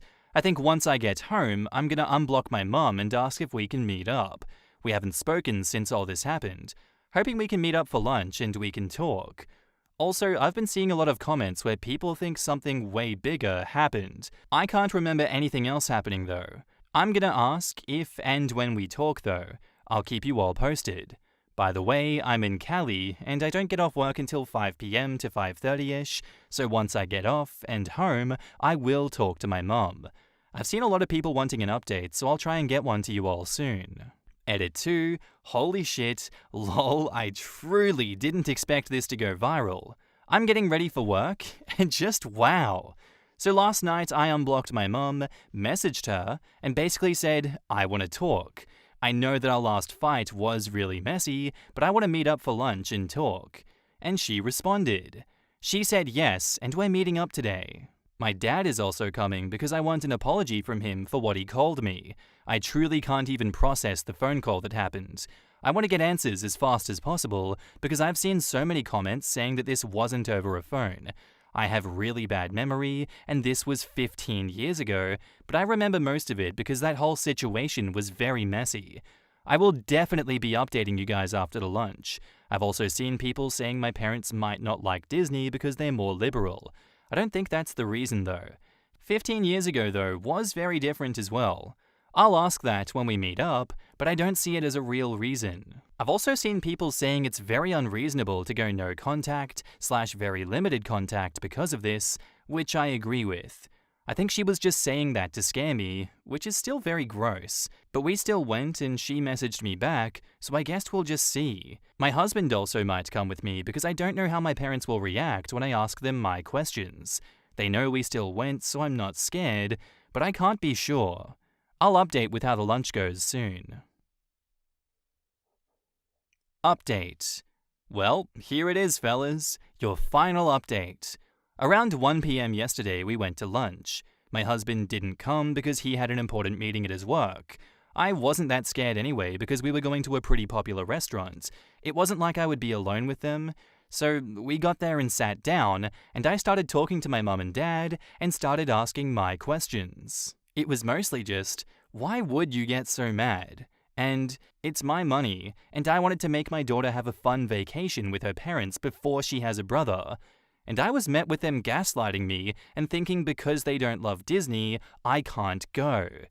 I was on the verge of tears and leaving, so I asked my final question that I really wanted an answer on. This can't be over an effing phone. There has to be something going on to make you blow up like this. Then they told me what really happened. So my dad did actually leave his phone. When housekeeping went to clean the room up for the next family to arrive, the woman who was cleaning took the phone and took it to Lost and Found. She saw my mum's contact on my dad's little smartphone and called her, and we went to pick it back up, but the woman also saw another contact that said baby. My dad was cheating for a good year to a year and a half. She told my mum, and my mum blamed that woman for ruining her marriage by telling her. That's why they hated Disney, 'cause it ruined their marriage. I'm screaming, what? What a twist. I walked out after that. I didn't pay either. I don't think I'm gonna talk to them after this, only if my daughter and son want to. They betrayed my trust and never apologized either for what they called me a few days ago. I don't know why we never got the phone back. Probably will never know. But there is the official ending of this crazy-ass story. In the comments, Weasel Panties says, quote, she called me a backstabber and just really rude words. This family doesn't go to Disney. If you weren't such a spoiled little B-word, you would understand that. You know, it's funny, but as I was reading that, I was thinking it kinda doesn't matter what the real reason is, because the real reason is that these people are effing crazy, and OP is probably better off without them in her and her children's lives, because they will generate non-stop arbitrary drama for stupid reasons. Her parents calling her all these awful names and treating her like a criminal over something she didn't even know about only goes to show you that none of them are in their right minds. Also, imagine blaming a company for you getting caught cheating. It's not Disney's fault you're an effing scumbag, Dad, and you're an effing pushover, Mum. It's even worse. The mother is blaming the company for getting her husband caught cheating. She's more mad about being informed about the cheating than the cheating itself. Your mother was in denial about your father's affair, so she just decided to hate an entire company? That's hardcore delusion. And that she's still with your father after all that? I don't blame you for wanting no contact after that. My theory is, if they got the phone back, they'd have to face the fact that your dad was having an affair. By leaving the phone behind, they could pretend the contact baby and the affair didn't exist. Just when I think people can't get any more unreasonable, something like this comes along. OP's mum is so desperate to blame anyone and anything but her husband for cheating that she's willing to lose her daughter and grandchildren over it. Delusional. It's not even Disney's fault that the truth came out about the affair, just the actions of one cleaner, and the dad's no better, blaming Disney for his roaming dick. It's so jarring when someone has such an outsized reaction to such a small thing. Talk about misdirected anger though. The mother was one word short of blaming OP for her husband's affair. The freak-out reaction suggests that she's still pretending like her husband isn't effing around, which you know he still is. Oof, harsh reality with that one, but yeah, she is delusional, blaming OP for this. What is going on? And yeah, absolutely, he's out there still screwing around. Just because he got caught, there obviously wasn't any repercussions. His wife is still gonna stay with him. He's gonna do it again. That's just kinda how people think, I guess. But hey, I'm very much happy that OP has cut those people off. She refuses to deal with their rubbish. That is the healthy and expected way that you have to treat people like this, because they will not see logic. All they will see is nails in a world where they are hammers. And that goddamn phone back at Disney World 15 years ago is one big nail that I'm just ready to smash into some wood. Let's just bury this problem, because the more I deny and the more I say it didn't happen, the more I'll believe it. Our next post is by user EvenString, titled, "Am I the asshole for calling my mum when my husband refused to listen to me? I, 26 female, recently moved into my first home. I am also 4 months pregnant with our first baby. The pregnancy has been very hard. I have horrible morning sickness. It reached a really bad point where I passed out and hit my head, and my doctor admitted me to the hospital for a week. When I got home, my husband allowed his brother's family to move into 2 of our 3 bedrooms. They were evicted, I don't know why. One of those rooms was my office, and they just tossed my papers everywhere. The house was a complete wreck. Trash, dirty clothes, used diapers. I started to cry. It was like a light flipped, and my husband was no longer the same. My husband told me that it wasn't that bad. My reply was, fine then, you should have the house cleaned up before I wake up. Completely exhausted, I fell asleep for 4 hours. I woke up and went to get a drink of water. I couldn't though, as every glass we own is scattered around the house. They didn't clean a single thing. I passive-aggressively started to pick up the dirty dishes, and I washed them. The following morning, I was trying my best to work when their kids were crying non-stop, banging on the walls and so on. Their mum was in her room for hours, ignoring them. When my husband came home, he was upset with me over how I didn't make his brother's wife feel welcome in our home by helping with their kids when she was tired, then continued to complain about how nothing was done while he was at work all day in the house. Yep, the same one that he didn't clean. That led to a fight where I told him, I am too sick to have company and they need to leave. To which he replied they are his family and he won't kick them out. I started to cry again. I was beyond frustrated and exhausted, and I physically couldn't do it anymore. I called my mum asking if I could come stay with her, telling her the whole story in front of my husband, who at this point was completely shocked, angry. Also, I could tell that he wasn't sure what to do. My mum came with my brothers. I have 3 older brothers. My mum was super angry and told my husband, since your family can stay, then so can we. My mum then quickly took charge. I was sent to bed. My brothers started cleaning and complaining loudly at how disgusting my brother-in-law's family is, along with what a horrible husband my husband is for putting me through this while I'm sick. I got a text from my mother-in-law calling me an asshole for not helping my husband clean up the house and putting my brother-in-law in an uncomfortable position by having my mum boss him around. OP has offered the following explanation for why they think they might be the asshole. I might be the asshole for calling my mum when I was sick and too tired to deal with my husband and in-laws, versus cleaning up their mess myself. Interesting how when he does it, it's not a problem, but when you fire back with the same ammunition, all of a sudden you're the devil. Weird about that double standard at all, isn't it, OP? It's just a bit confusing. I do wonder if their delusion comes from like your husband is holier than thou, can do no wrong, his shit smell like daisies kind of approach? Or maybe these people just suck and your husband is a doormat and he'd rather side with them so as to not rock the boat so that all the responsibility is put on you, but they will continue to trash the place. I don't know. I'm trying to logic this one and it ain't logicking, that's for sure. Either way, I'm on your side with this one. I think you're not the asshole. These people just suck ass. What can I say? In the comments, Terrified Squid says, wait, your mother-in-law called to fuss at you for involving your mother. There's this pot kettle thing.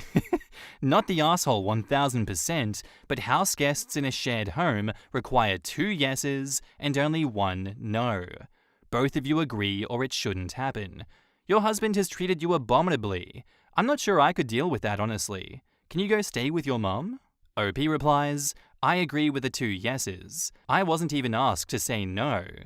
Which is a huge sign of disrespect and a major red flag. Does he do this a lot? Does he actively treat you like a partner? Or does he just decide things and you go along to keep the peace?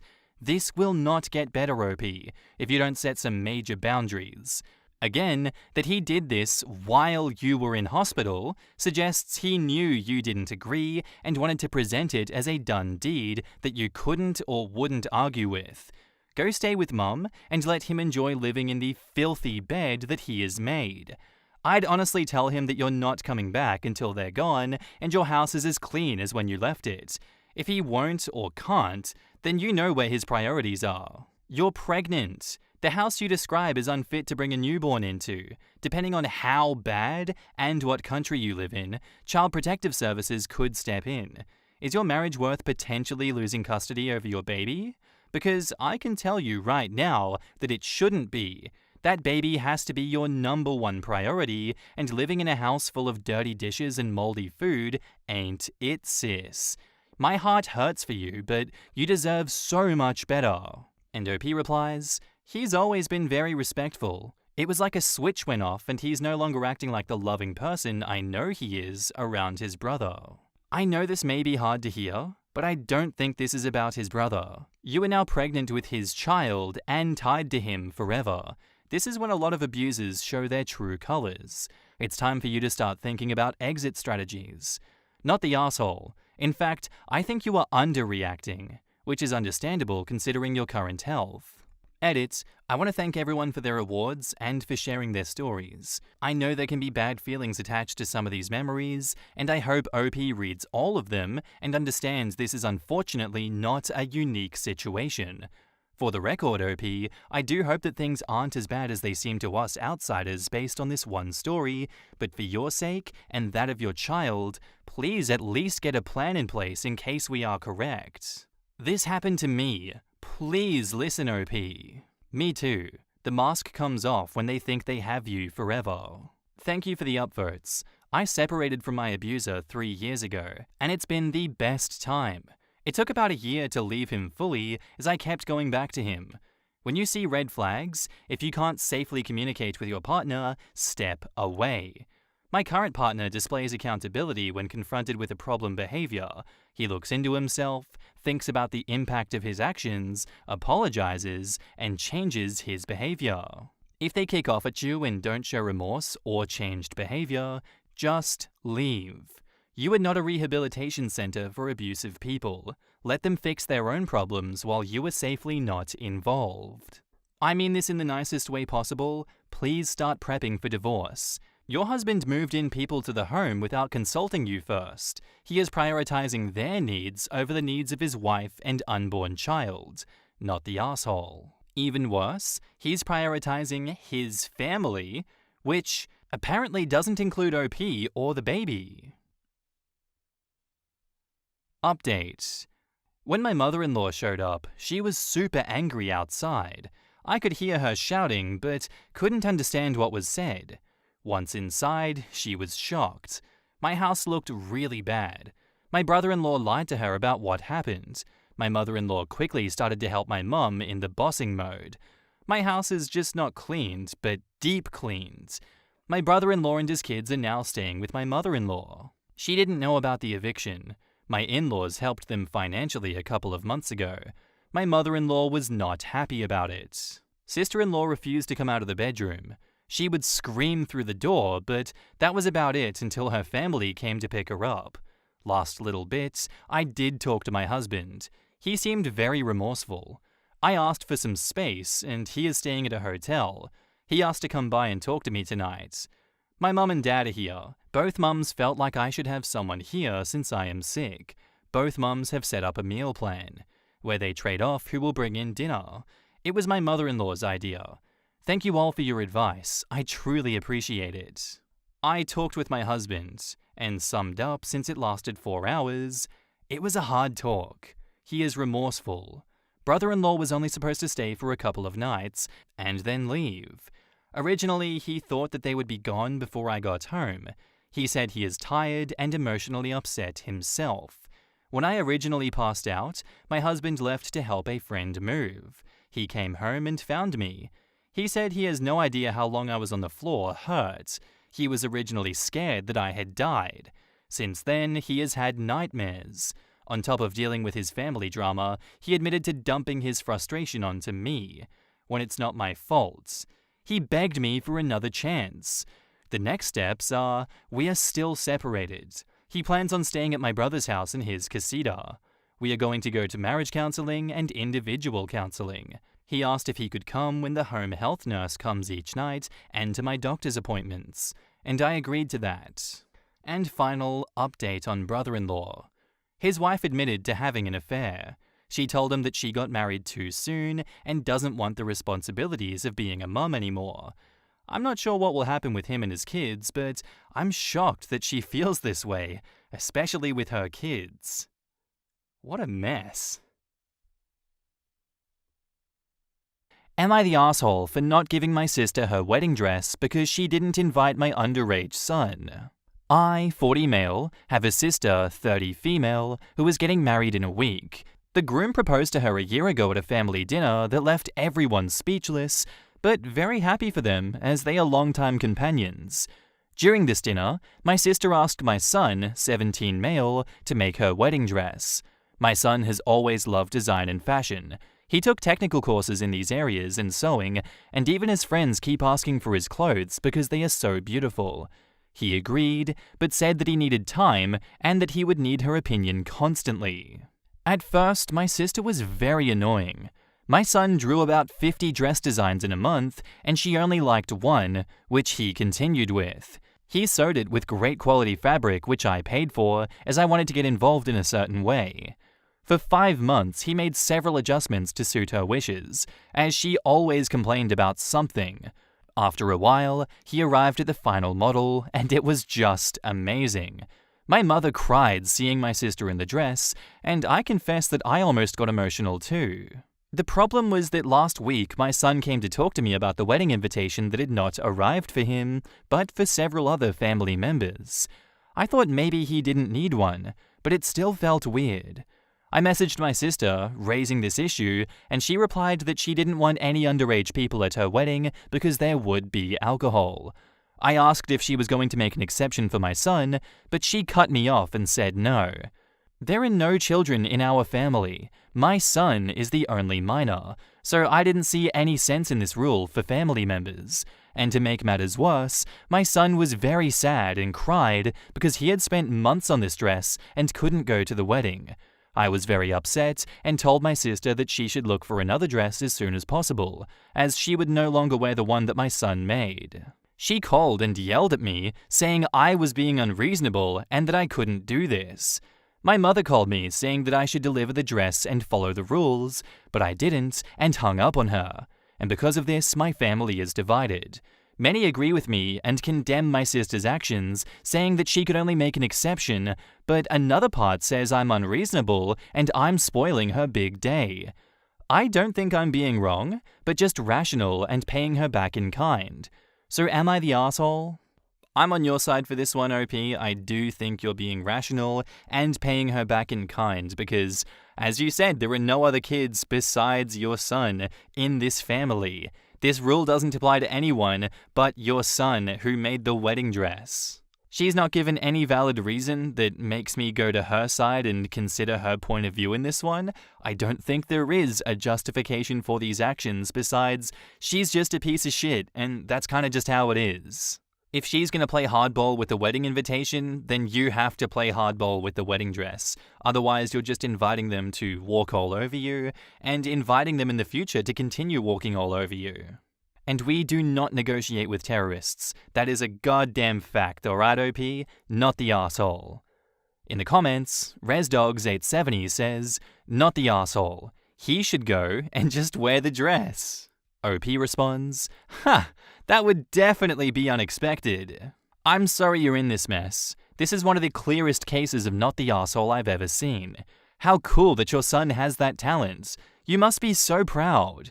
I hope this works out in a peaceful way, but rest assured that you were correct in this situation. Agreed if he can make a dress at 17 and usually be able to come to the wedding. Especially given all the time he has put into this. Sweetheart, sell the dress. I wish you could post a pic, but at 17, you designed and made this dress? Hell yeah! I hope you get a ton for it. Right? OP not the asshole. Personally, I'd offer your sister the chance to pay your son for his labor in design. He needs to crunch the numbers and give a price. She meets it? Cool. No? Huh, what a shame. Someone will pay for it. This is a great solution. She could get her dress, but it would no longer be a gift. If she wanted to treat her family relationships as transactional, let it be. But seriously, OP is not the asshole. He's clearly a very mature 17-year-old to be able to execute such a big project. The idea that he can't be there because alcohol will be served is about the weakest excuse I've ever heard. Dumbest excuse because it only applies to one family member. What an ungrateful sister. Artichoke 8951 says, well, if he's not invited and he doesn't need to give a gift, she should pay for the dress, and if she doesn't, you are not the asshole. And it should be the full retail cost for a similar dress. Oh, I'd rather put a price tag on that thing that equates to how much she hurt her nephew, like $10K. If she doesn't like the price, she can find a different dress in a week. Update. First, I would like to thank all the comments and suggestions. I really didn't expect my post to resonate so much. I talked to my son about the suggestions you guys gave me, and he agreed to sell the dress at market price. He calculated the price of everything, and the value was quite high. We sent the proposal to my sister and she hated it. She said she couldn't afford it because it was too expensive, and it should be a gift because she is family. I responded by saying that it was too easy to say that she was family to get a free dress, but not enough to include my son. She cried on the call and begged me not to ruin her day. But I didn't call because that to me was bullshit. At no point did she offer to just let my son go or apologize for it. And for anyone who said that maybe she's homophobic, I'm not sure. But I think someone who could be influencing her is her fiancé, who is a Christian and has never been close to my son. However, I don't care if he's doing it or not. If she wants to exclude my son from this event, then she will also be cutting ties with me. And for those who are asking for a photo of the dress, I'm sorry to disappoint you, but my son didn't agree, and unfortunately, I won't post it because of that. If anything else happens, I'll let you know, but until then, thank you all. Our next post is by user Unprepared titled, Am I the asshole if I tell my daughter that grandma is ashamed of her race? I'm here because I genuinely don't know where else to turn. When I was 21, I had a one-night stand that resulted in my wonderful daughter. Her father ghosted me the day after we hooked up, and I decided to raise her as a single mom the day that I found out I was pregnant. Throughout my pregnancy, my best friend, we'll name him Sean, became my absolute rock. We grew closer as a result of it, and he was even there when I delivered my daughter. We became a couple 6 months into my pregnancy, and he officially adopted my daughter 3 years after she was born. We've been together for 7 years, married for 1, and have recently found out we're expecting our first baby. However, this has caused some tension from his family. His family are black, and while most of them have been great, his mother, my mother-in-law, did not support our relationship, especially his choice to adopt our daughter. She refuses to acknowledge my daughter and corrects her every time she calls her grandma. Since finding out we're pregnant, she has been going around telling everyone she is expecting her first grandchild and how we're going to be a real family. My husband just ignores her because this is just what she does. However, it all came to a head recently when she said she would happily babysit our new baby, but wouldn't want our daughter around. When I asked why, she started saying how embarrassing it is for her and her son to be seen with a white child that clearly isn't theirs, and that she will never be a part of their family. Since then, she's been texting updates regarding her grandbaby. I refuse to speak to her, but my daughter keeps asking why she doesn't get to speak to her grandma. I feel so ashamed to tell her that grandma doesn't like her because of her race.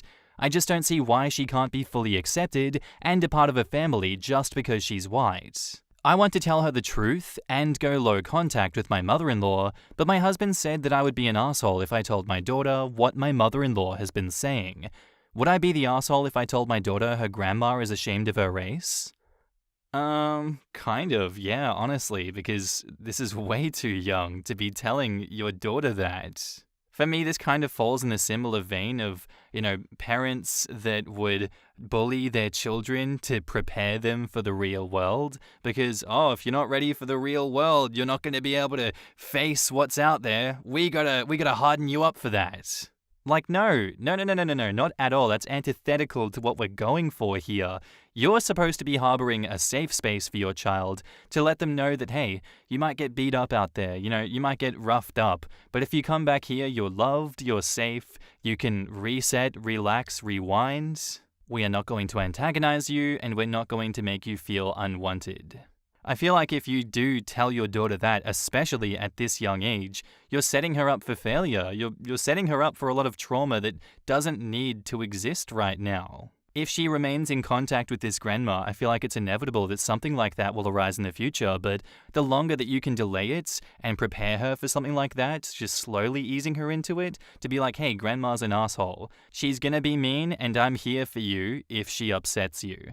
That is if you choose to remain in contact, but if I were in your shoes, I wouldn't let that happen. But, as it stands, I think it's an everyone sucks here situation. In the comments, the white wall is blue says, you would be the asshole / everyone sucks here. Your daughter is about 7, right? She's too young to understand that grandma's attitude reflects badly on grandma and not on her. Tell her that grandma is being difficult, or whatever other vague thing you like, but please do not go into detail until your daughter is older. Otherwise, your daughter may feel like she doesn't belong in the family because she doesn't look like everyone else. Also, you're the asshole and your husband for tolerating this for years. Holy shit, this is not okay behavior to expose your kid to. As someone who married into a black family, I don't know if it's all of them or just my in-laws, but you don't disrespect, correct, or argue with mother. I'm lucky. My mother-in-law is amazing, but it's still very ingrained that mother is sacred. Dude has been conditioned his whole life to go with what she says. That kind of mind control is hard to break. Honestly, that's a shitty excuse used by shitty people. If you choose to have kids, and by adopting, that is literally what this guy did, more so than if he'd been biological parents, you are responsible for them, and that includes protecting them by breaking the cycle of abuse if necessary, not for perpetuating it while whining, but it's hard. Tough shit. You're a grown-up who's chosen to take responsibility for raising a child. Stop throwing that child under the bus in favor of being a coward and avoiding conflict. No parent should use their kids as meat shields. Whoa. I'm not making excuses so much as putting an explanation out there as to why it's a thing. Dude needs to step the hell up, but if he doesn't, there is a lot of cultural programming to explain it, and he would have to be the one to begin the process. It's abuse. It's not cultural programming. It is abuse that has been hidden for generations under the guise of culture. I hate it when people use silly words for what is blatant abuse. Somewhere along the line, a narcissist in the family, culture, community decided that it would be easier to gain power if they guilt-tripped the hell out of everyone using their older age and experiences, and called doing whatever they say and not questioning them respecting your elders. It's abuse. That's the real explanation. The family has been brainwashed to be enablers and accept abuse for entire generations. The abused grow older and continue to abuse because they see it as finally their time to not be abused. You know what shows respect for people? Clearly stating your boundaries and sticking to them. Clear communication and expecting people to act like the adults they are is respect. Everyone sucks here, except your poor daughter. I understand that your monster-in-law is horrible, but telling your daughter that grandma is ashamed of her race will destroy her. Please don't do this. Why isn't your husband defending you and his daughter too? This is only going to get worse from now on. What will happen when you have your new baby? Will your daughter be forgotten? He needs to be more assertive with his mother. I have no words for that vile woman. Always Stay Gold says, you would be the asshole. Your daughter is too young to understand, and all you would be doing is pointing out that she is different and maybe even make her feel like she's not part of the family. Your husband should be dealing with his mother and reinforcing that your daughter is a part of his family. Also, mild the asshole for referring to your mother-in-law as grandma in front of your daughter. She has made it very clear that she doesn't want to be grandma to her, so you're only hurting your daughter by suggesting there should be a grandkid-grandma relationship between the two of them, when that's clearly not the case and never will be. Back up to the post, we have an edit. Wow, this blew up. Just thought I'd clarify a few things. My mother-in-law is of Caribbean descent, where nobody disrespects their elders. My husband has told me numerous times how she used to chase him around the house with a hairbrush if he raised his voice at her, so I suppose that's why he keeps saying to just ignore her. I know I probably would be an asshole, but I just don't know what to do. My daughter is such a people pleaser, and she makes so much effort to try and get her grandma to like her. She keeps asking what she can do to make grandma like her more, and it just breaks my heart. Also, to the woman that had the nerve to comment about the number of baby daddies I have, and how weird it looks having a white and mixed child, screw you. Edit 2, so I showed your responses to my husband, and we had a long talk about his family and our daughter. He agreed that the comments and her attitude have been out of order, and he has quietly been talking to my father-in-law to get her to stop. However, every time his dad brings it up, she either ignores him or completely blows up. I put my foot down and said I refuse to subject our daughter to this any longer, especially as her behavior is getting worse and she's already favoring the baby who isn't even here yet. I told him that this is going to damage our daughter in the long term, and if he doesn't do something about it, I will not let her see either of the children.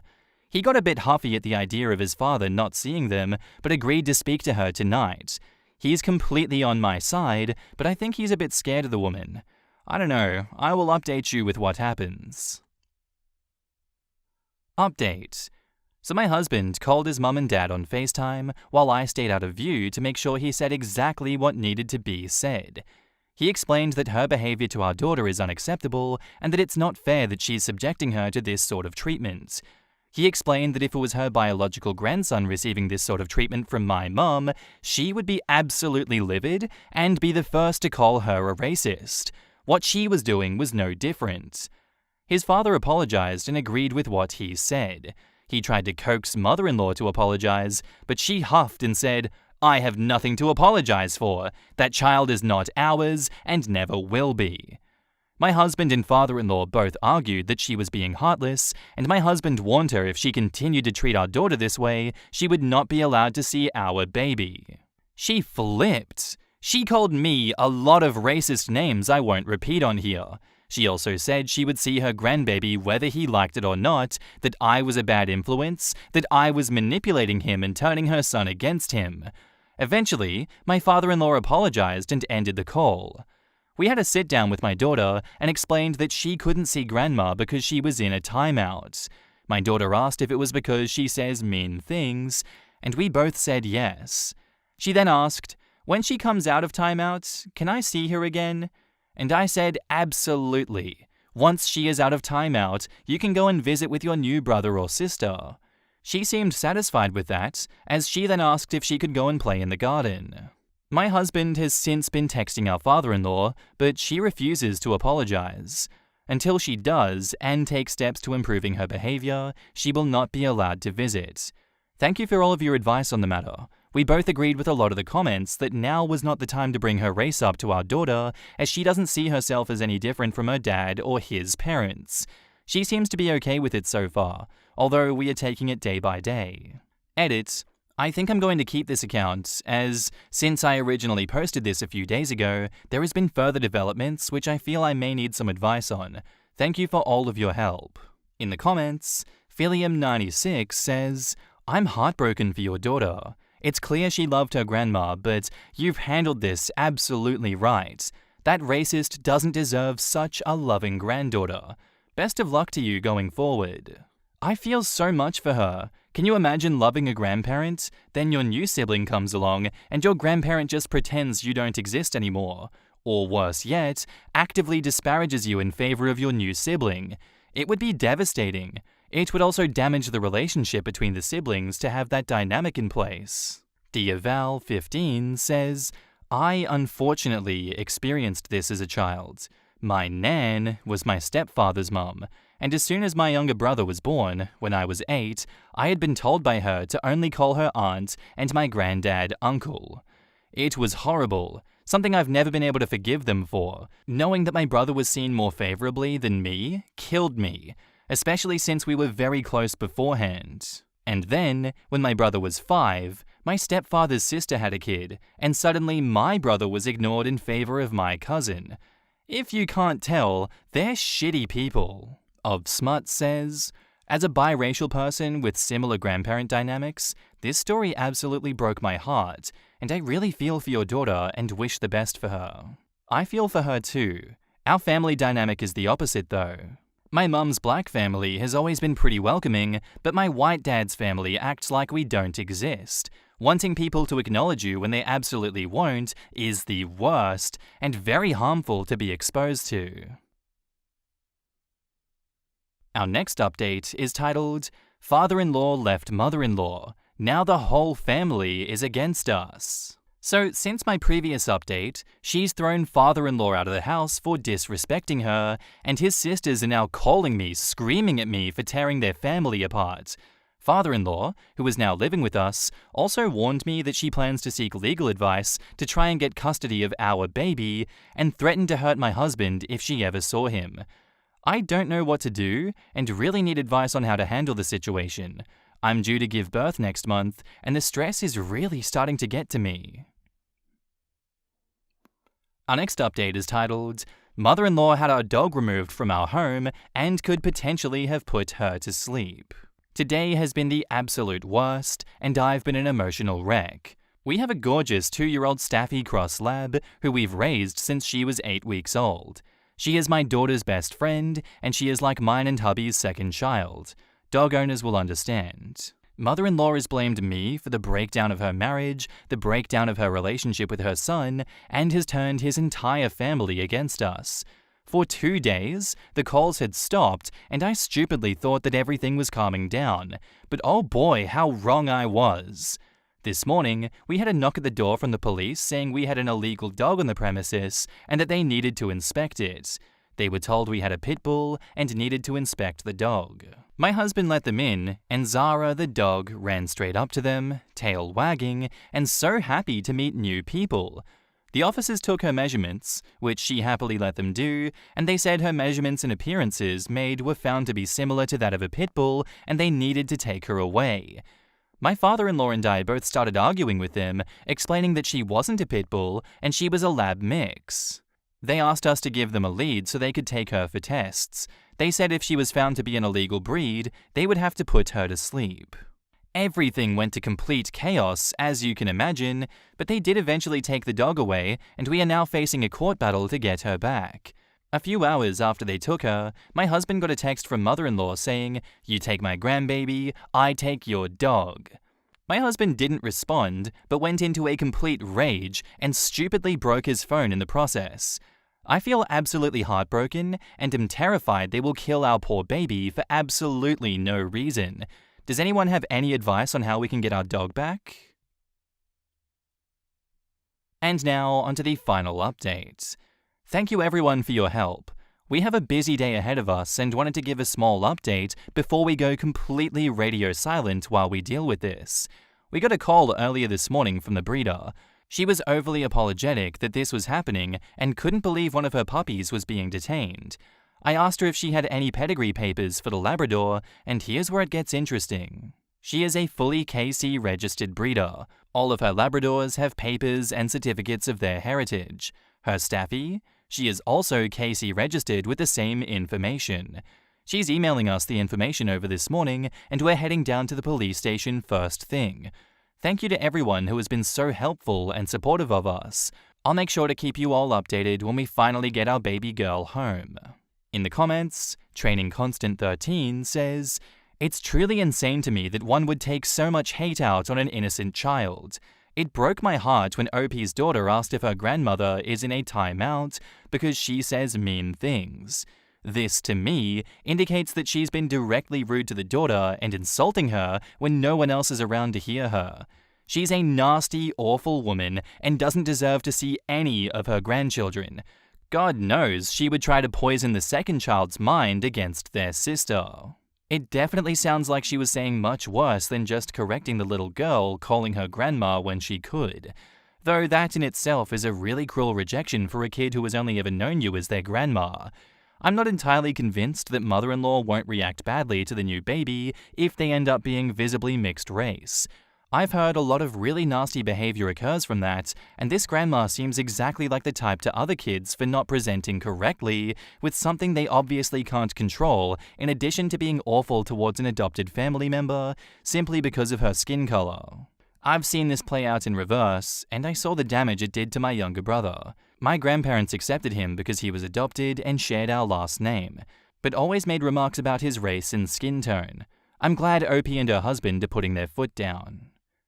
And yeah, that's the final update we have on this one, unfortunately. It is a grim and sad situation, and unfortunately it seems somewhat common that so many people share these experiences. My heart goes out for all of those that are listening to this that have been affected by similar issues, and I hope that you do help to break this cycle and not allow future generations to be hurt like you were. Grandma's actions here are completely unacceptable, and she deserves more than just being cut off from the family, I would feel like. Especially with this whole dog saga going on. Jesus, she is evil. Anyway, guys, that's all I have for you today. I do hope you enjoyed the episode. Let me know what you thought of it down below, and I'll see you in the next one. Bye.